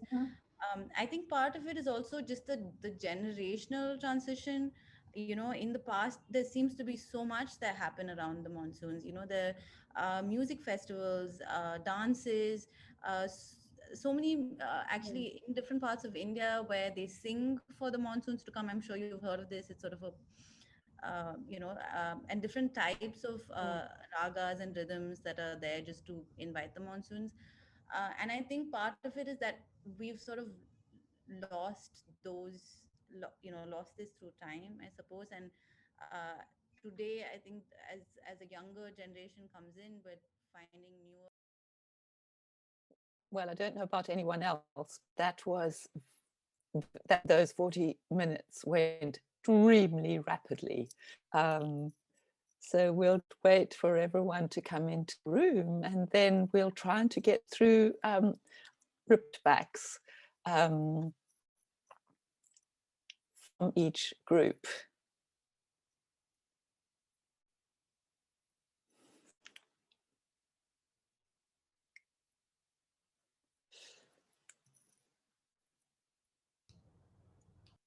Sam, is everyone back? Yeah, good, great, fantastic.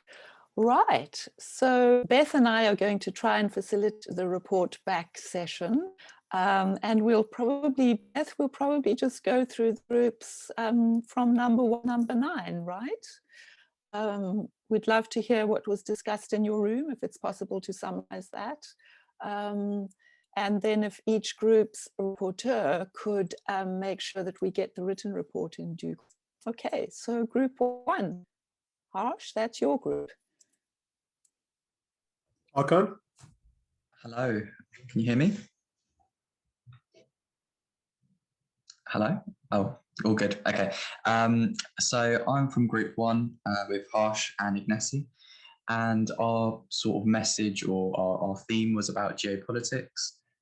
Just to quickly go over, so what geopolitical and financial interests are driving urban development in your region, and what impacts they're having on monsoonal patterns in people's lives. So I've just quickly looked over our notes and some really good, interesting points. I guess I'll pick out 3 key themes. One was the interesting point about legal battles and how currently in the monsoonal regions, legal battles are occurring over the water, and how this has, become Supreme Court matches or developed into political processes and essentially a fight for water, as water is life, which is quite interesting. Then the idea of local narratives and how the word monsoon itself is a political construct for the weather. It actually, in the local languages, has many different names, and there isn't one particular word for the monsoon, but rather a different name for the way it affects life in different ways, showing how the people who live in these areas experience the monsoon in a different way to how we might experience it. And then kind of looking at the colonial background of this, how the monsoon actually, and learning from the monsoon, has developed and helped ideas such as the history of vaccinology, bacteriology, hydrology, water management. All of this stems from sort of monsoonal learning, and essentially how the monsoon was a way for European colonialism to deal with the immensely different water systems that occur in the sort of South Asian region. But it was also quite interesting to note that that Ashoka, the Mughals, and other sort of local empires all had water systems, but it was the colonials that were especially interested with extraction and acceleration, I guess, through capitalism and exploitation. So yeah, those were the 3 interesting things that we discussed, but I'm sure you'll pick up many more in the notes afterwards. Thank you very much.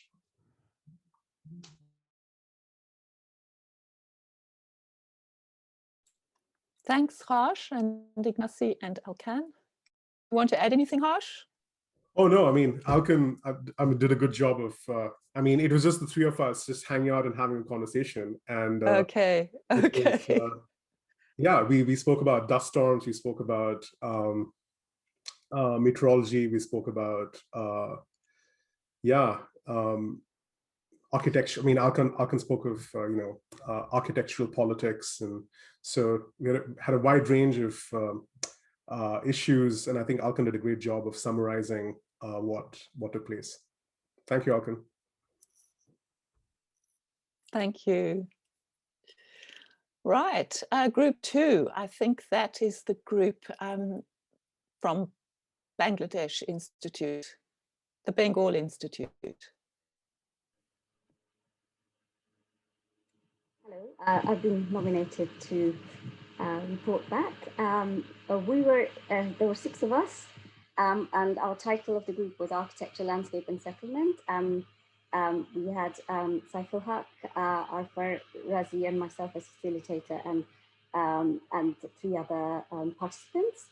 And the questions we started off with was, how can hydrogeographic concepts such as basin, watershed, fluvial, geomorphic region be the basis for the design, planning and management of megacities in monsoonal climates?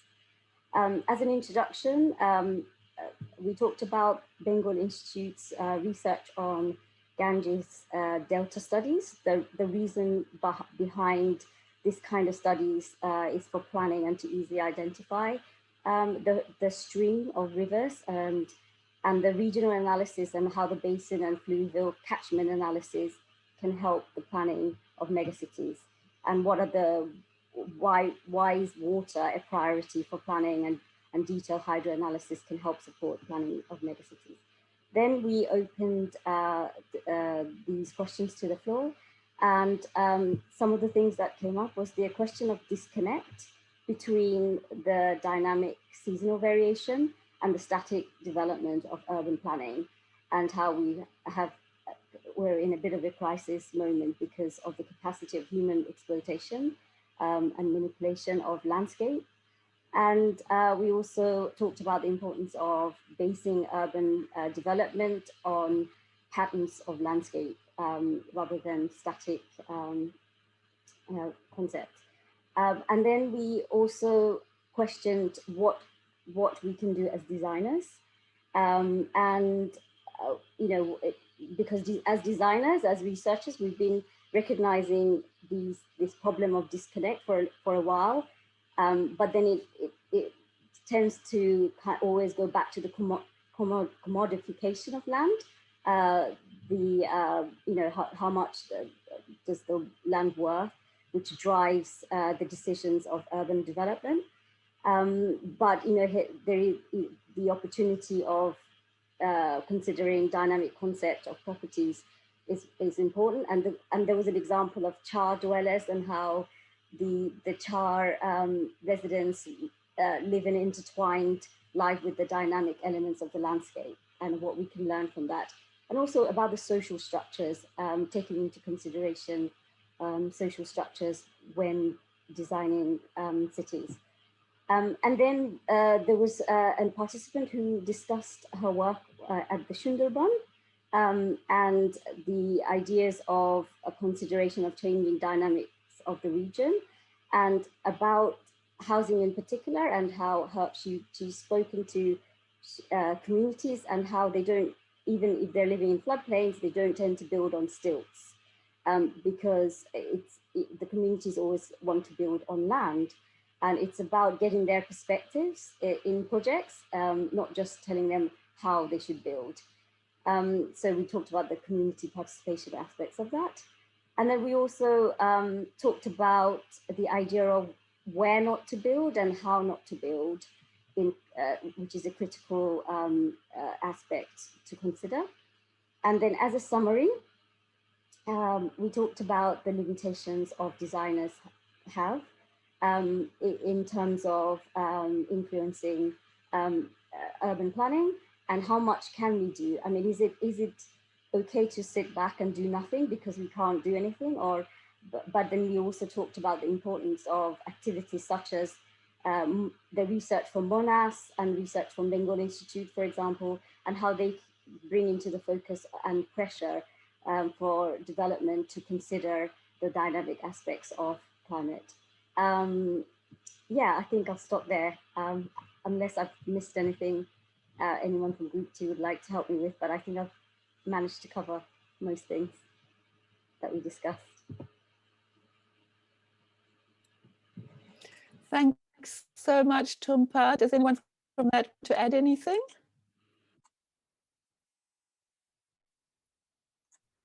No. I think that Tumpa did a wonderful job. I mean, it was good that you assigned. She has got everything what we discussed, and we were 6 people, and everybody had a chance to share their views. No, it was wonderful, the breakout.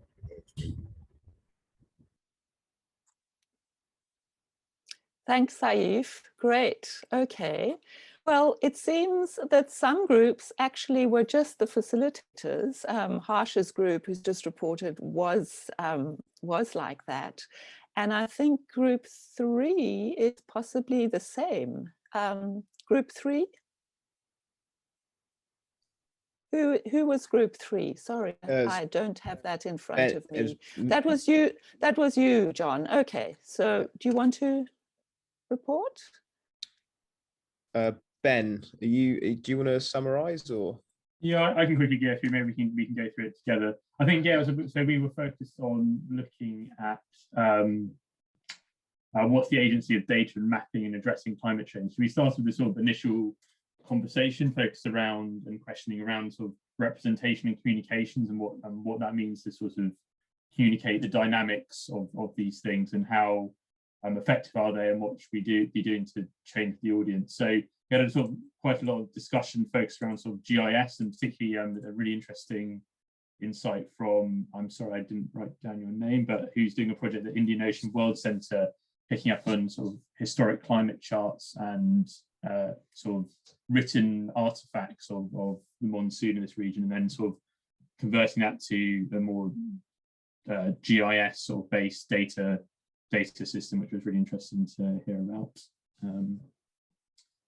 We then had quite an interesting discussion on that, the sort of contextualizing with the MONAS work and the sort of changes and scales of what that is, and the kind of when the sort of individual data point hits the ground and getting down to that sort of 1 by 1 kilometers squared, and the sort of lived history or experience of that, which was quite an interesting thing. And I think John particularly enjoyed that from a MONAS point of view. So I think that was something that was looking forward to sort of discussing. Don't know if you have anything to add on that, John, or? No, I mean, it was a contribution from someone, Victoria Marshall from Singapore University, that was studying a 1 kilometer by 1 kilometer square and really tracing water logging and urban expansion in that area. And it was quite it was a good, it was an interesting kind of micro analysis or scale that kind of, arrived down from the satellite level information, which a lot of the kind of MONAS mapping work was done from. So that was very interesting. We then moved on to a sort of question around sort of community empowerment and sort of looking at how digital mapping can be sort of tools for community empowerment. And Raphael spoke through some of his work that he's been doing with Blue Temple in Myanmar, talking about that. And particularly around sort of distributing and democratizing data to be a sort of conversation starter in these sorts of large scaled issues, and sort of went through an example project of mapping energy and energy uses through Myanmar and populations, and the sort of potential of that to identify microgrids. But also we started to unpick the sorts of problems of uncovering this in the sorts of agencies and issues around that. I don't know, Raphael, if you want to jump in there quickly. Or...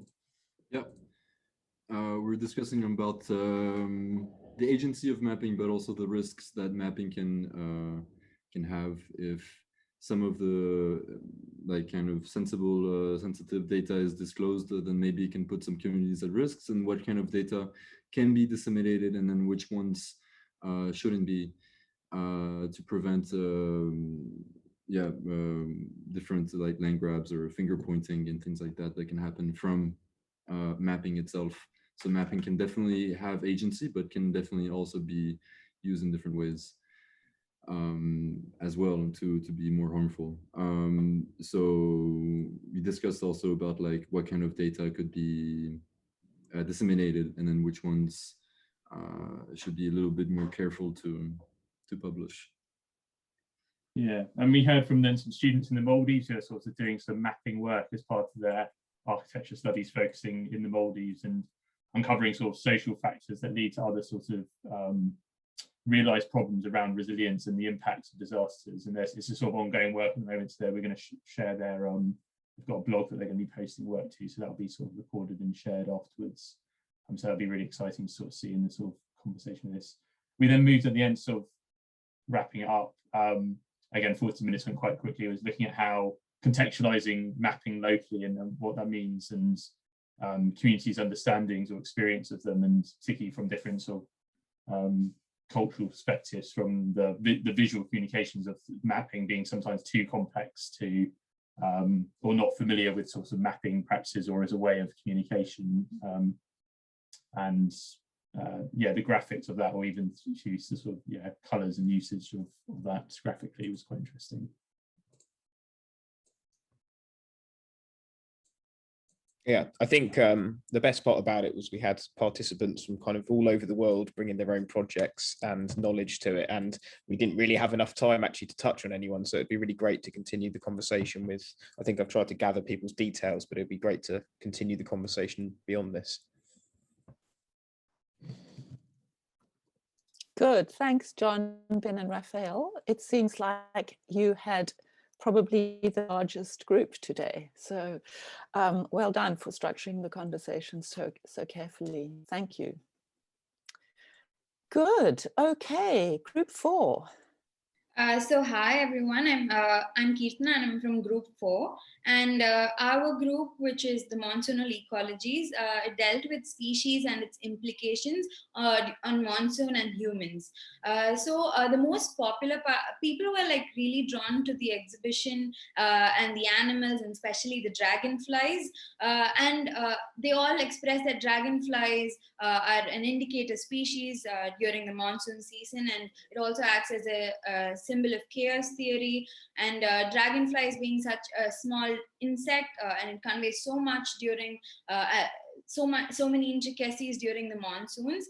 And there was another question which dealt with creatures, evoking the question and how to talk about climate in a way that engages people.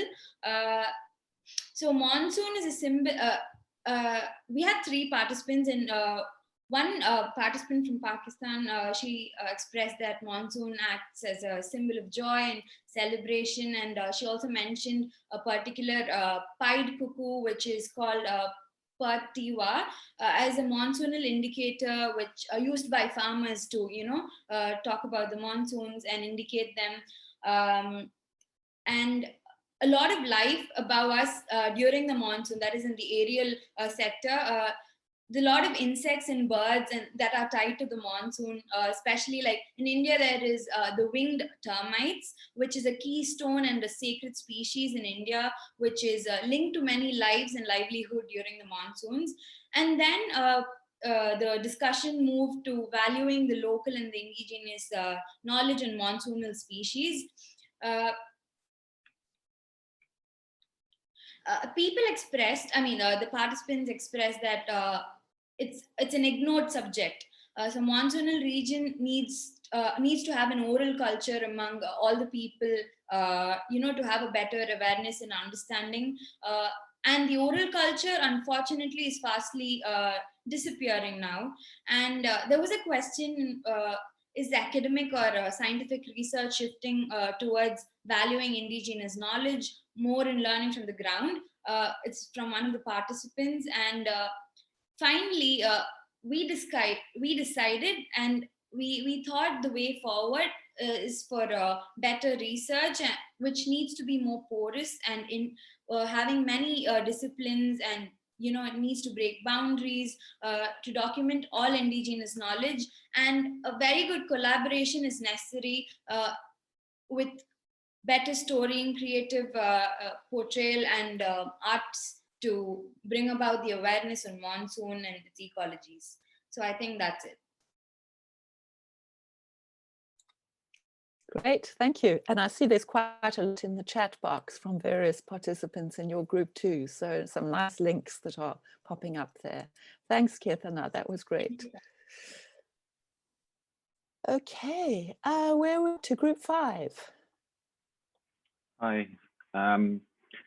Yeah, we had a really nice discussion across Chennai, Yangon, and also Jakarta.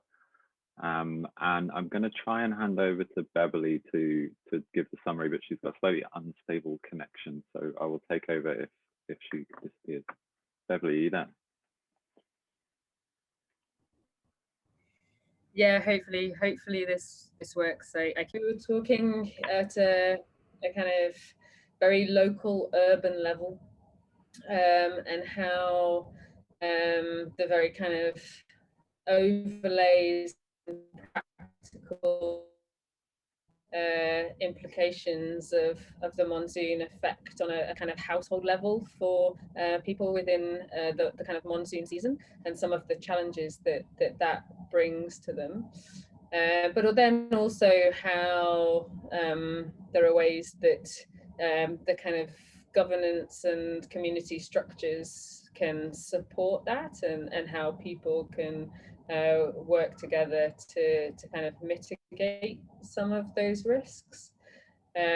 Similar to other people, I think the time frame was not long enough, so we touched on only a very few kind of particular elements around flooding and access to drinking water in those times of both monsoon and dry season, and also how the kind of difference between Chennai, Yangon, and then Jakarta being in the southern hemisphere reacts differently and builds up to the monsoon in a different way, and how that impacts the perception of the monsoon. Anthony, have you got any more to add to that? No, I think it was really interesting just hearing how some things are very similar. There are really key differences between the cities, but there are also practices, in particular, the building up of roads on top of one another, which creates these issues of flooding into domestic properties and other places, which people from all 3 of the cities identified as a really common practice, and also things to do with the development of particular areas in the cities in relation to groundwater access and water quality, which then produces a kind of geography where the more affluent areas have the better access. So there were some interesting comparisons there between the cities.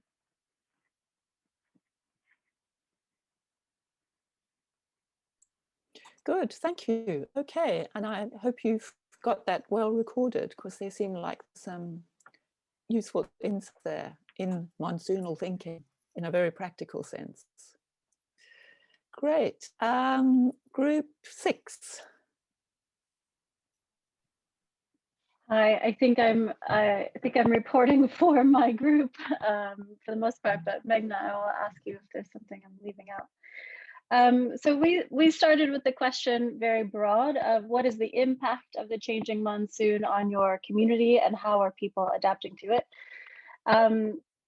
And we had Meghna and Babu from Dhaka, and we had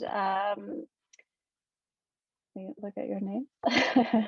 Shekhar Raghavan and Sriramji from Chennai, and Zoe from the Netherlands. Yeah, and so we had sort of several very different monsoons represented in this call. Bubble started, I think, with a great explanation of the Bede community and how the landscape of Dhaka is very much, or Bangladesh broadly, is very much shaped by the continual moving and creation of land that happens with the monsoon seasons every year. And this group of people historically have been nomadic. They've moved with the monsoon, and with kind of, let's say, global development patterns have sort of created an urbanization that is somewhat incompatible with this moving of land. Their lifestyles and their patterns of movement have had to change, which of course creates problems of economy for them, as well as brings up issues of land rights in a changing landscape.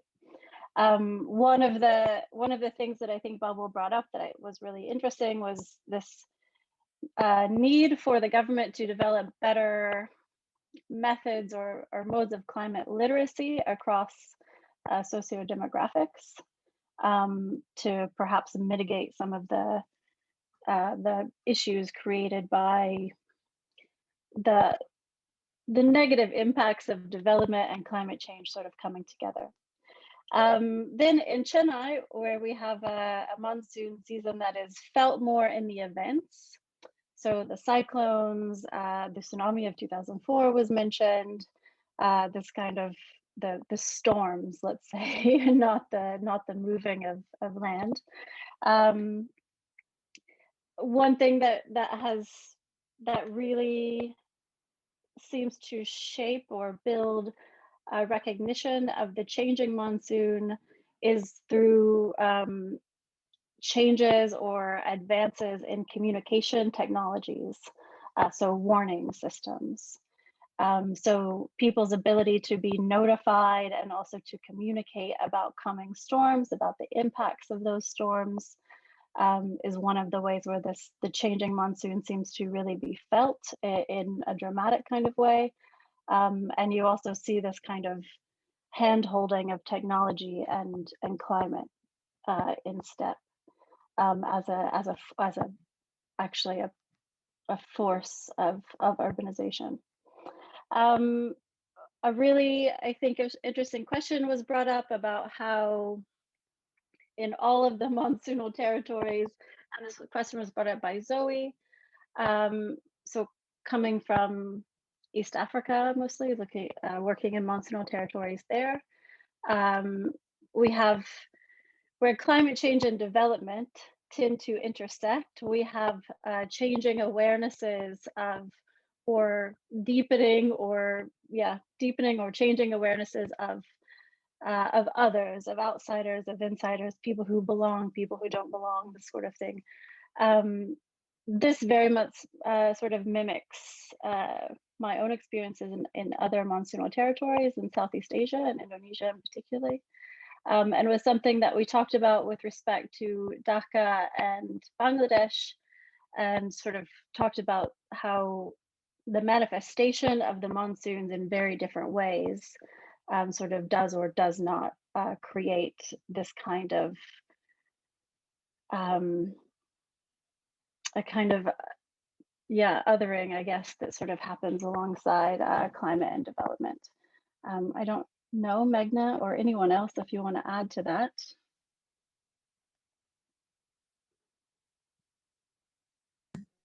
No, I'm very happy with your presentation. Thank you. You managed to cover more or less all the points, and and in a very nice way, because you've been to both places, and many of us have not been to, or have not seen the monsoon in Chennai as we have in Dhaka. So I think you brought the comparative angle very well. Thank you, Christina.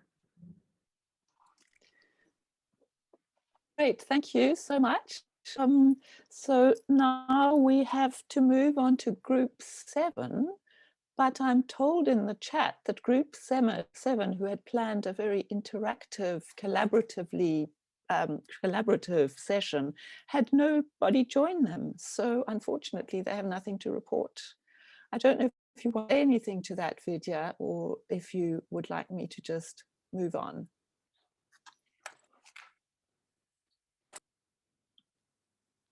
Vidya and Jayashree graciously popped between the other groups to see what was going on, but unfortunately they couldn't run the program that they'd hoped to. I'm sorry about that. Okay, group 8. Corinna, that's your group. Yes, thanks, Lindsay. Yeah, I mean, we were a small group, but a very interesting group. We had Sita, who was a facilitator. Sita is from the Care Earth Trust, Chennai, and we had Utra Radhakrishnan, who I think is a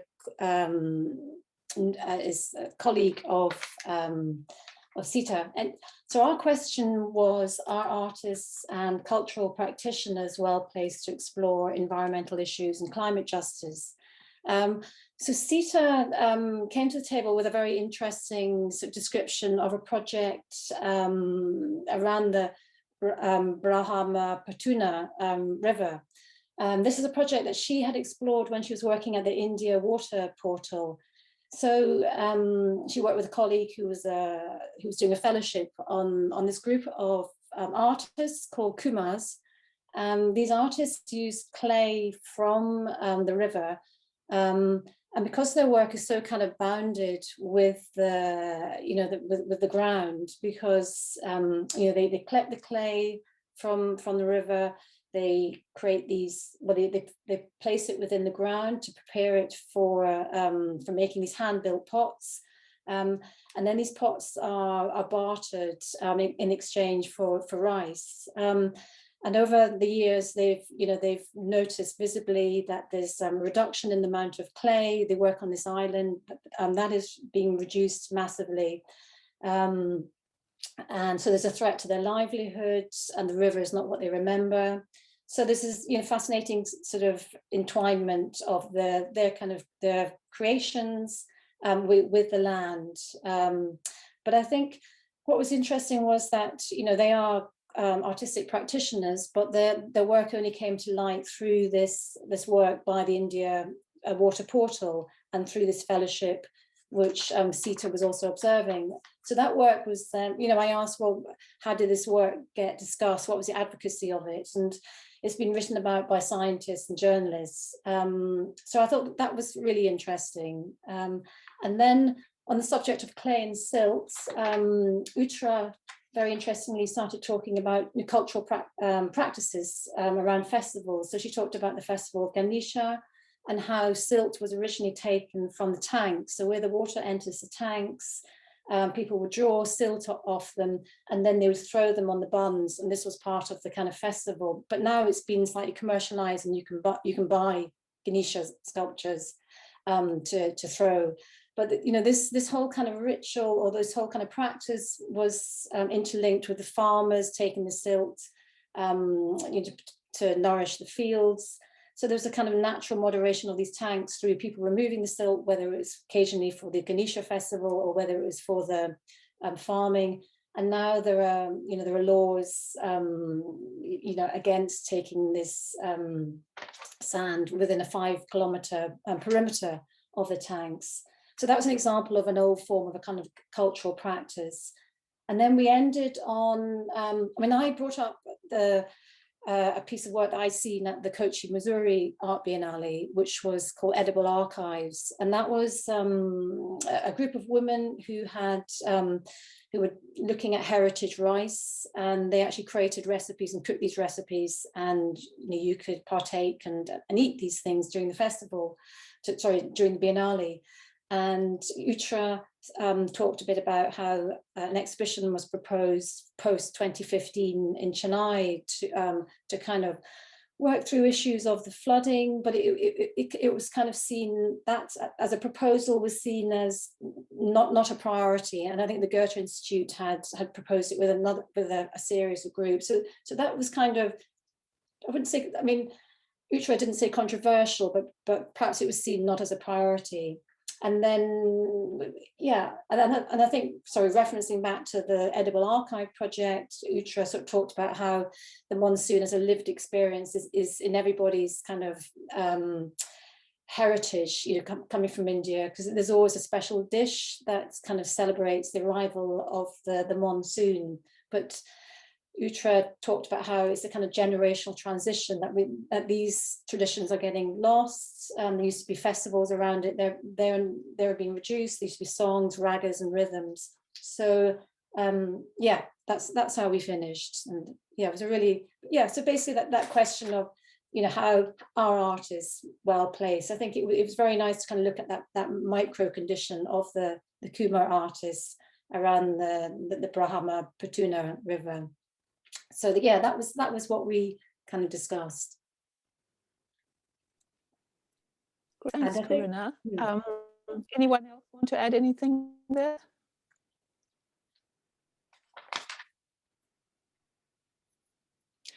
No, okay, well that's great, thanks.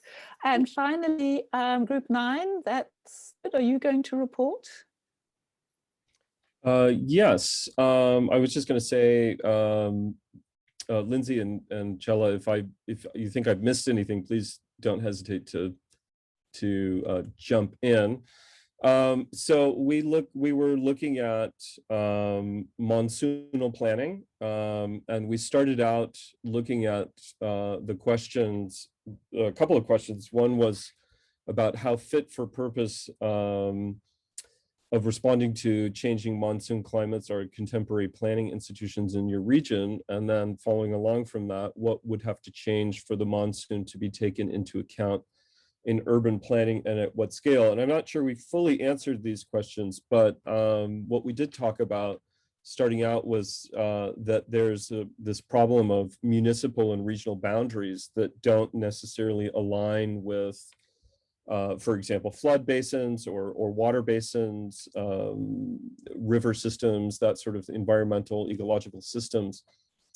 And that this idea that obviously you need to have some sort of cross-boundary cooperation, obviously, in terms of planning in order to manage some of these issues. I think that was sort of the underlying issue there.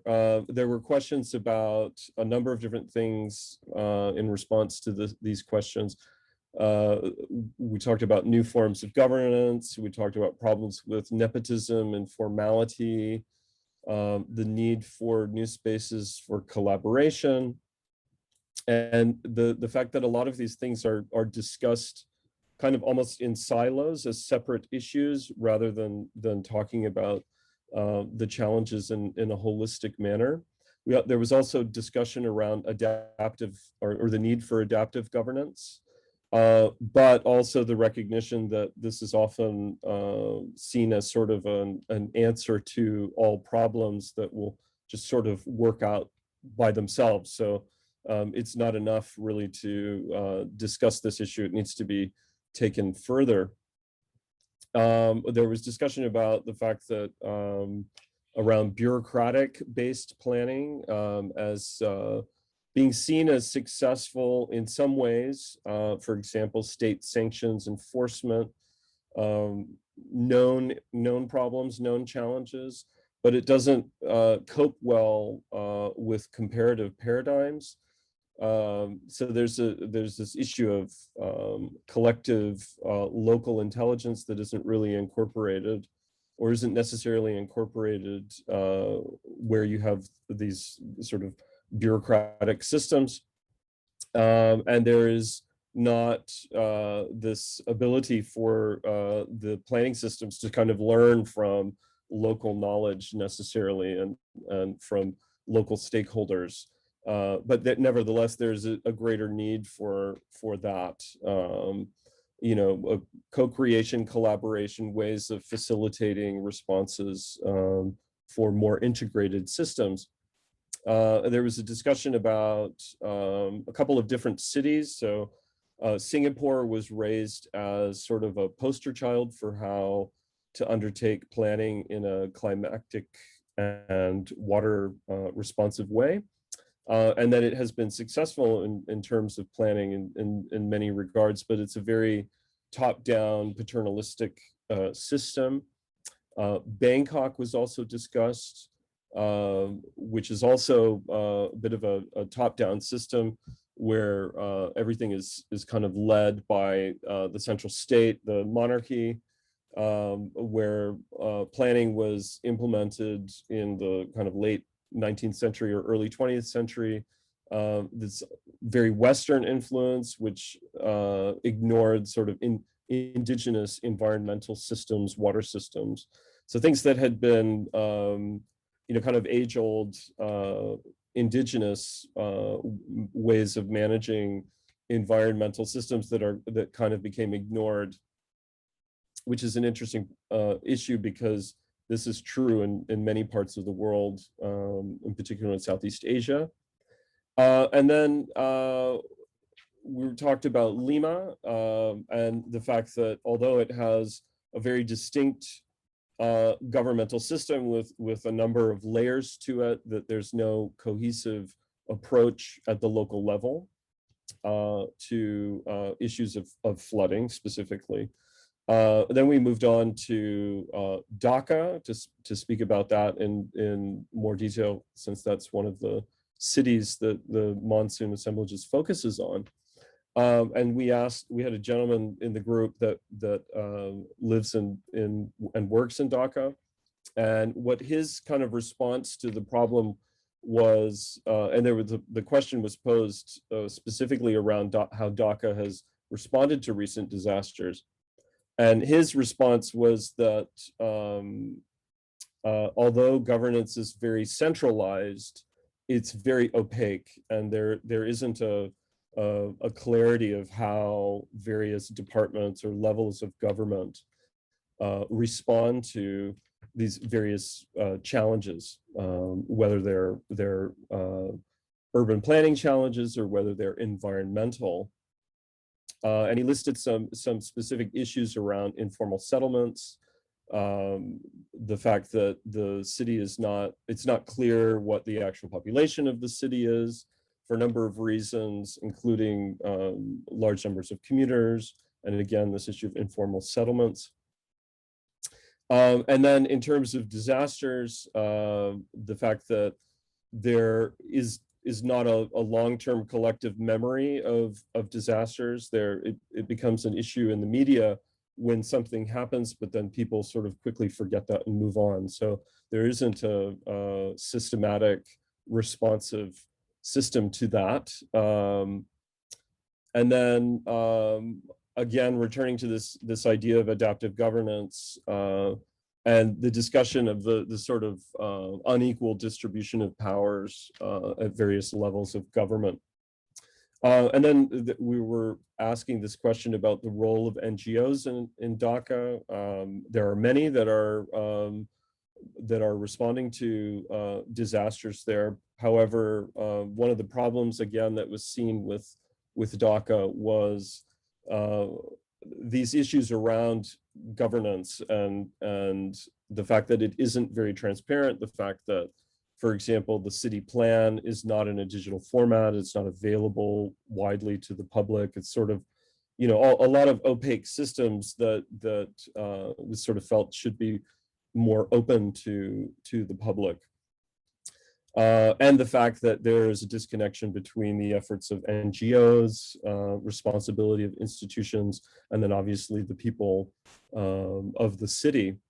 And then we kind of ended on talking about informality in Jakarta, specifically around the environmental issues there, which is primarily, of course, flooding.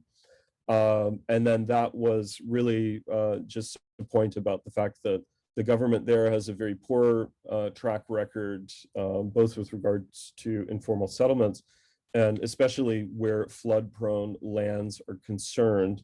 Residents are still being evicted even today. There are a lot of issues around land tenure, and this is often undertaken with the excuse that new or improved flood infrastructure is needed for implementation, despite the fact that this is often very, very controversial. And it is also a top-down paternalistic system, but that hasn't necessarily generated positive results. So that's kind of where we ended in terms of the discussion, got cut off sort of at the end there. Thanks, David. I was about to cut you off because we're running out of time, but that was great. Thanks. I think you covered most that was said in our group. Chela, are you happy with that? Yes, certainly. I just wanted to say one last thing that what I thought was interesting was that the different city regions have different legacies of planning, and those have some, lock-in or lock-out effects. So that's something worth capturing as well. Great. Okay, thank you, everybody. So we have about 5 minutes left. Wonder if anybody would like to respond to any of the other groups. Any got any further they'd like to add? I think overall we had really interesting conversations, and I'd be really interested to continue these conversations later. So if there's ways we can also connect later, that would be amazing. Thanks, Raphael. We'll make sure that, yeah. Look, I think from what I've been hearing, I mean, kind of braiding together of experiences across these various groups has been enormously productive, and that it should actually continue to build kind of conversations more widely. So I think that despite the limitations of groups and the attendance, I think that's been a positive outcome of this. Anyone else want to add anything?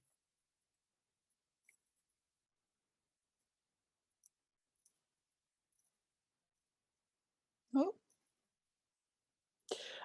I also think that there's a sort of, what I've been hearing from people is an attempt to kind of identify the blockages to what we're calling monsoonal thinking, to kind of thinking city within environmental systems, and in fact the enormous blockages that exist to doing that, but the enormous recognition that these are happening at different scales.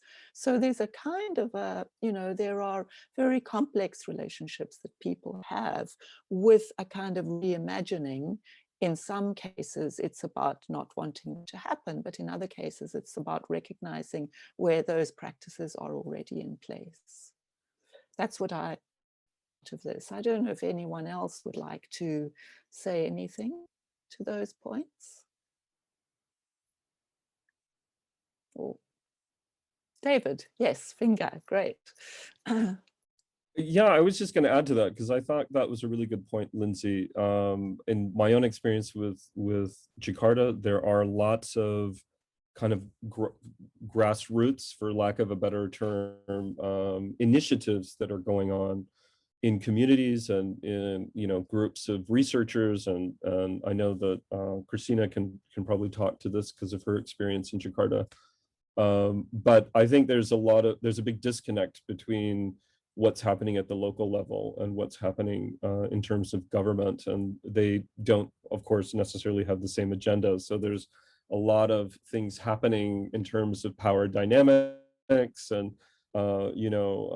competing power dynamics there. So and then of course lots of issues around corruption as well. So there are really, really huge challenges, but at least in my experience, there's among Indonesians, there's a great recognition of what those issues actually are.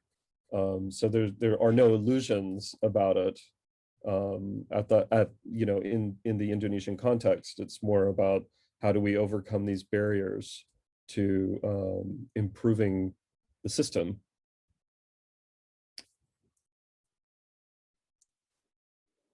Thanks, David. Anyone else would like to put their finger up? Nope. I can't see anyone, everybody's. Right. I think Sriram is trying I to... think Mr. Sriram is trying to say something.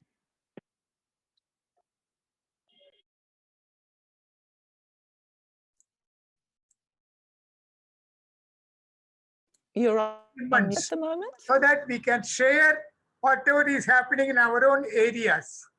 E-newsletter once in 3 months, so that other participants could share what is happening in their own area, region. Just examine.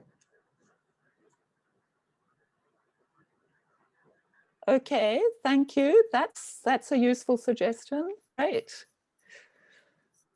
Are you saying you'd like to have these meetings once every 3 months? Is that what I've heard? Newsletter, email newsletter. Email newsletter. Okay. Okay, good.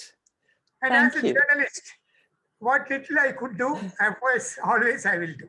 Thank you. Great. We'll take you up on that. Marie, you've got your hand up. Yeah, I was just going to comment on one of the other groups. I can't remember which group number it was. They were talking about shard dwellers who don't build stilt houses. They want to build on land. And I just thought that was an interesting kind of idea, in that our planning language all is orientated towards dry land. You know, we don't kind of speak in a way that considers an aquatic landscape or this kind of permeability. And we have very hard edges typically in our cities. And I guess that stems from a legacy of kind of concretization and a position of defense rather than kind of accommodation. And I think that's, you know, very evident in terms of, you know, my research in Bangkok, where typically they learn to live with the water, and now they're adopting a more Western centric kind of development, and which is more one of defense and kind of blocking it out, which, as probably everyone knows, it just causes problems in a different area. So perhaps there's kind of a discussion to be had there on changing our planning vocabulary and how we perceive water in that sense. Thank you, Marie. I see Harsh's hand up, and then I think we've reached 3 o'clock, so we'll probably have to stop. Harsh. Thank you. I mean, something that also occurred to me was one of the underlying energies between Alkan, I mean, in the conversation between Alkan, Ignacy, and I, was this, because, you know, we were talking about dust storms and their positionality in, you know, in Cyprus, Bosnia, and Catalonia, is this possibility for a teleconnection, or, you know, a possibility of conversation between teleconnections, between fantasies, between desires and aspirations, between these, between politics that is not just oceanic or not just theorized as history, but as a politics between material, cosmos and people. And I think the monsoon somehow there was playing a very important role as this material and political interlocutor between these different spaces where they were trying to reach out, and I was trying to reach out in a certain way.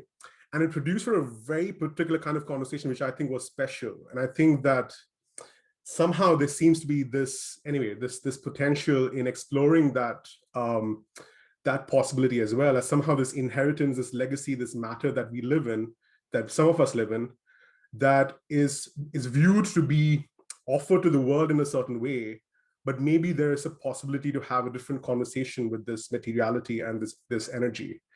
But yeah, just a thought that's floating in my head. But thanks for indulging. Thanks.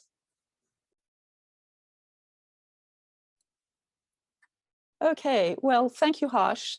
Thank you for that. I wondered, Beth, do you have anything to add before we close? I don't think so. My head is full of thoughts at the moment.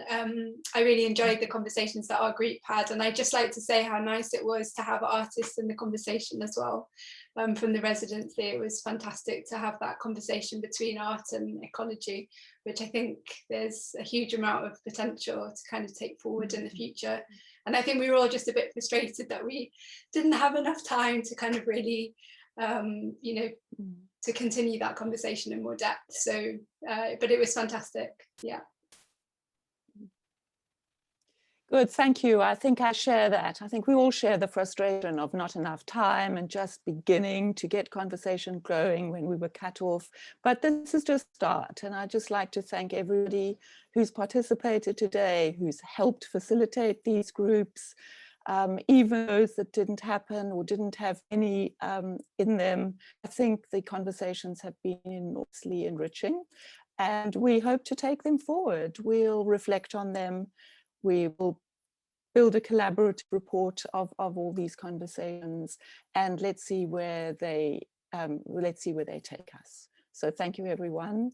Thank you to the tech team for supporting us, for making sure everything ran so smoothly. We really appreciate your help in all of these events. I'd just like to say that our last event as part of this series is Monday at 1:00, when we will be seeing the film that's been made of the artist's residency, a chance to wrap up their engagement in this project. And we'll have a few closing remarks from the MONAS team and the head of the architecture department, School of Architecture and Cities at our university. That, if you can, we'd love you there. Okay, bye-bye everyone. Thank you for being here.